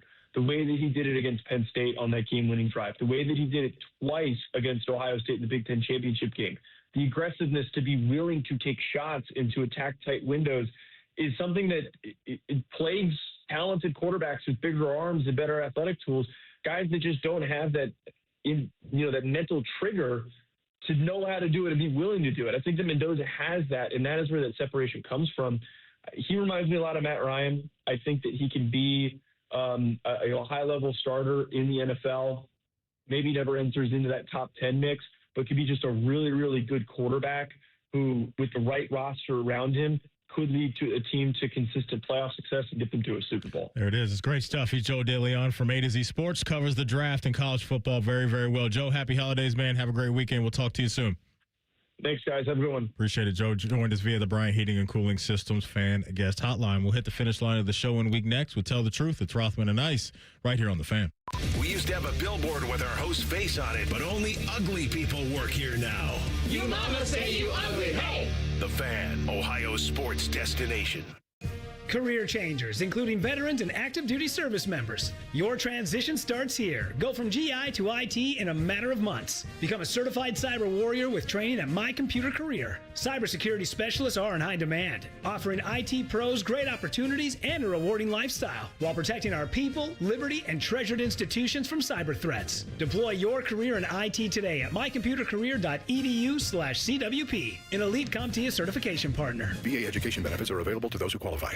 Toyotathon is on at Tansky Sawmill Toyota. With inventory on the lot and fresh inventory rolling in daily, now is the time to treat yourself before the holidays. Visit TanskySawmillToyota.com for Toyotathon specials, or visit our festive showroom on the corner of Sawmill and 161 in Dublin. And when you think Toyota, think Tansky. Think Toyota. Think Tansky. Think Tansky. Hey there, Jane Lynch here. You want to hear something funny? Too bad. You want to hear something uplifting that will inspire you? Good. Because today, I want to talk to you about Direct Relief, a humanitarian organization that does seriously good work when it counts. Fires, hurricanes, earthquakes. When disaster strikes, Direct Relief immediately shows up with medicines, medical supplies, and everything doctors and nurses need to save lives. Let's ship her out! Every day across the United States and around the world, they're making an enormous difference. If someone needs help, Direct Relief helps. No politics, no red tape. Hey, what you doing over there? Oh, I'm packing insulin for kids with diabetes. See, every box here is literally a lifeline for someone in critical need. So check them out at directrelief.org. You might just bring a smile to someone's face. Picture it, your holiday table, the family cooking together, the scent of golden brown bread, rosemary from roasted potatoes, and a salad so crisp it snaps. This season at Kroger, make the moments that matter possible with quality that's affordable in every aisle. Kroger, fresh for everyone. Save on Kroger brand 80% lean ground beef. 16-ounce packages are only $3.99 each with your card. Kroger, fresh for everyone. Hey there, friends. Bo Bishop here. We teamed up with High Bank Distillery Co. and picked two new Whiskey Wars single barrels. First up, the PX Double Oaked, finished in Pedro Jimenez Sherry Cask. Then there's the French Oak Cognac finish, rich, creamy, with notes of caramel. These Whiskey War Barrel Select bottles are single barrels. Once they're gone, they're gone. We also teamed up with the Ronald McDonald House, which helps provide comfort, care, and support for families with children who are sick around the world. This December, find a bottle near you at ohlq.com or learn more at highbankdistillery.com. Please drink responsibly. Take action and get expert service from Logan Services. Heating service calls are just $79. Furnace tune-ups are also $79. And plumbing service calls are just $79. We work in your neighborhood, and scheduling online is quick and easy. So visit our website to book your appointment now. For fast, friendly service, choose Logan Services. Colin Man here for Germain Nissan. You'd have to be crazy not to consider a Nissan from Germain Nissan, especially this month during their annual final sale, where every car's been marked down to the lowest possible price. Plus, with Germain's $1,000 price promise, no one will sell you a Nissan for less. J.D. Powers ranked Nissan #1 in customer satisfaction among mainstream brands. No credit, bad credit, Germain Nissan can help you get in a car today. Germain Nissan, 4300 Morse Road, GermainNissan.com. T-Bone and Tybus. Look at that box. There's no way you eat all them. You know, you said you got to be 2 something to do something. Well, to eat that, you got to be 3 something to do something. T-Bone and Tybus Mornings on the Fan is sponsored by Awaken 180 Weight Loss. The Fan Guest Hotline is sponsored by Federal Elite Heating and Cooling and Bryant, doing whatever it takes to keep you and your home comfortable. The Fan. Tell the truth with Rothman and Ice. Sponsored by Window Nation. Right now, get 50% off all window styles from Window Nation at windownation.com. All right, TLC, take us to the crib. What do you got cooked up today? And tell the truth. All right. Yeah. Every list at the top of my Google search has the exact same 3 names at the top of their list. Okay. Who is a comedian that you do not find funny at all? Will Ferrell. That is 100% correct. Mm-hmm. That's not on the list. I just agree with you. Okay, that is that's my opinion. I know people don't like that take. It's just TLC. We're on an island by ourselves with that one. I just Anchorman. He's done that. Great movie. Okay, great movie for sure. Okay, I just think his body of work to me. I don't crack up a lot at Will Ferrell. These "You Can Go Your Own Way" commercials can go to hell. Oh my God. What about Ma the Meatloaf? It's one of my favorite movie scenes. Okay, like it and just his character there is so funny. He's like, nah, I live with my mom. You know, he comes down. He's got like the really hot girlfriend all of a sudden. The whole thing is just hilarious. Like Elf does nothing for me. Like I like the movie. Just love the movie. Actually, not a Will Ferrell guy though. That's where. Hey, different strokes for different folks. That's fine. It's like I think this is the fan poll. Like it's like Christmas movie. No, wait a minute. Christmas Vacation. Like, what's the favorite Christmas movie? Oh, here, Christmas we can do that if you want. Yeah, let's do it. Let's do it. All right, let's do the fan poll.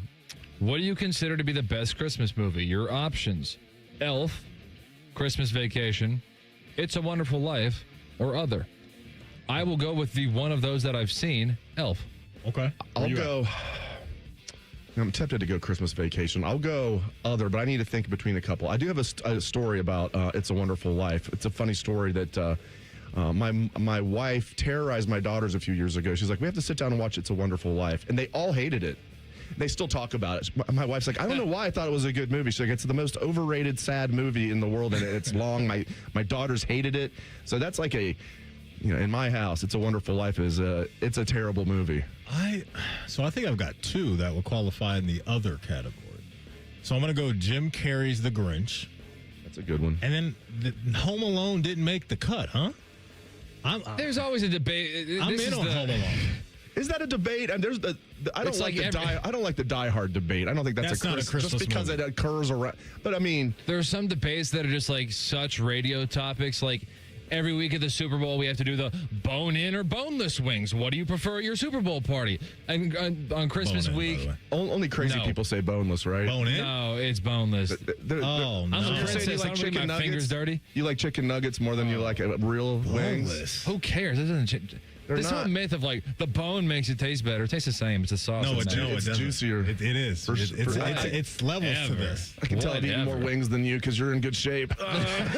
Listen, I like boneless wings, but bone-in is that's the move. Yeah, that's always the move. Just stick a fork in it and then dunk it in your blue cheese. Oh, you got to have the ranch or blue cheese debate on Super Bowl week too. Got to do that. Both. We're sure. I can't pick. I'm not a picky eater at all. Yeah, I can't pick between the 2.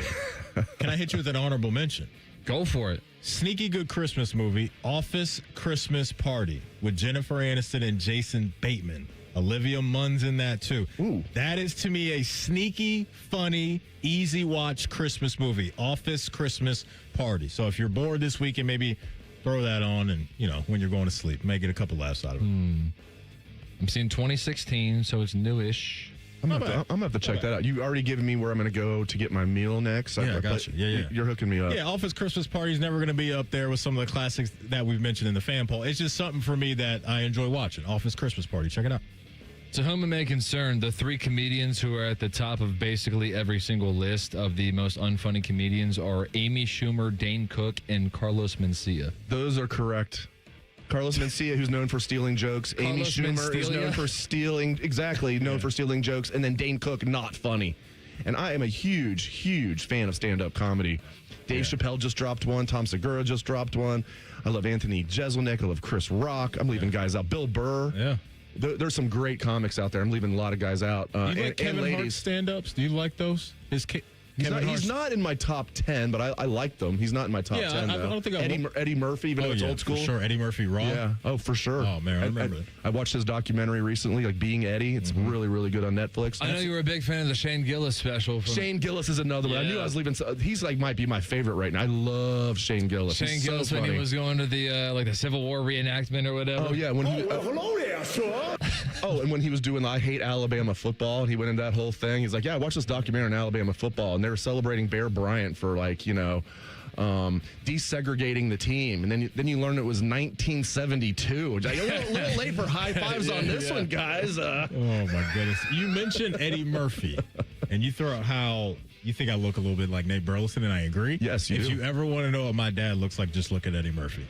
Down to the gap and everything. Better looking like Charlie Murphy. We got that like a few times. I remember we'd be out at eating or whatever, and people thought that my dad. I kid you not. I swear. You get all these stares like, is that him? Yeah, Is that him? Is that him? So that's what my pops You got the earring in the left ear too. He's not no earrings, no tats, but yeah, the gap, the kind of mustache, like that's my dad, man, Eddie Murphy. That's for sure. Shout out How to did my your pops. parents feel about your tats when you first got them? I'll never forget the conversation I had with because I was kind of like breadcrumbing them along, like, hey, I'm going to do this.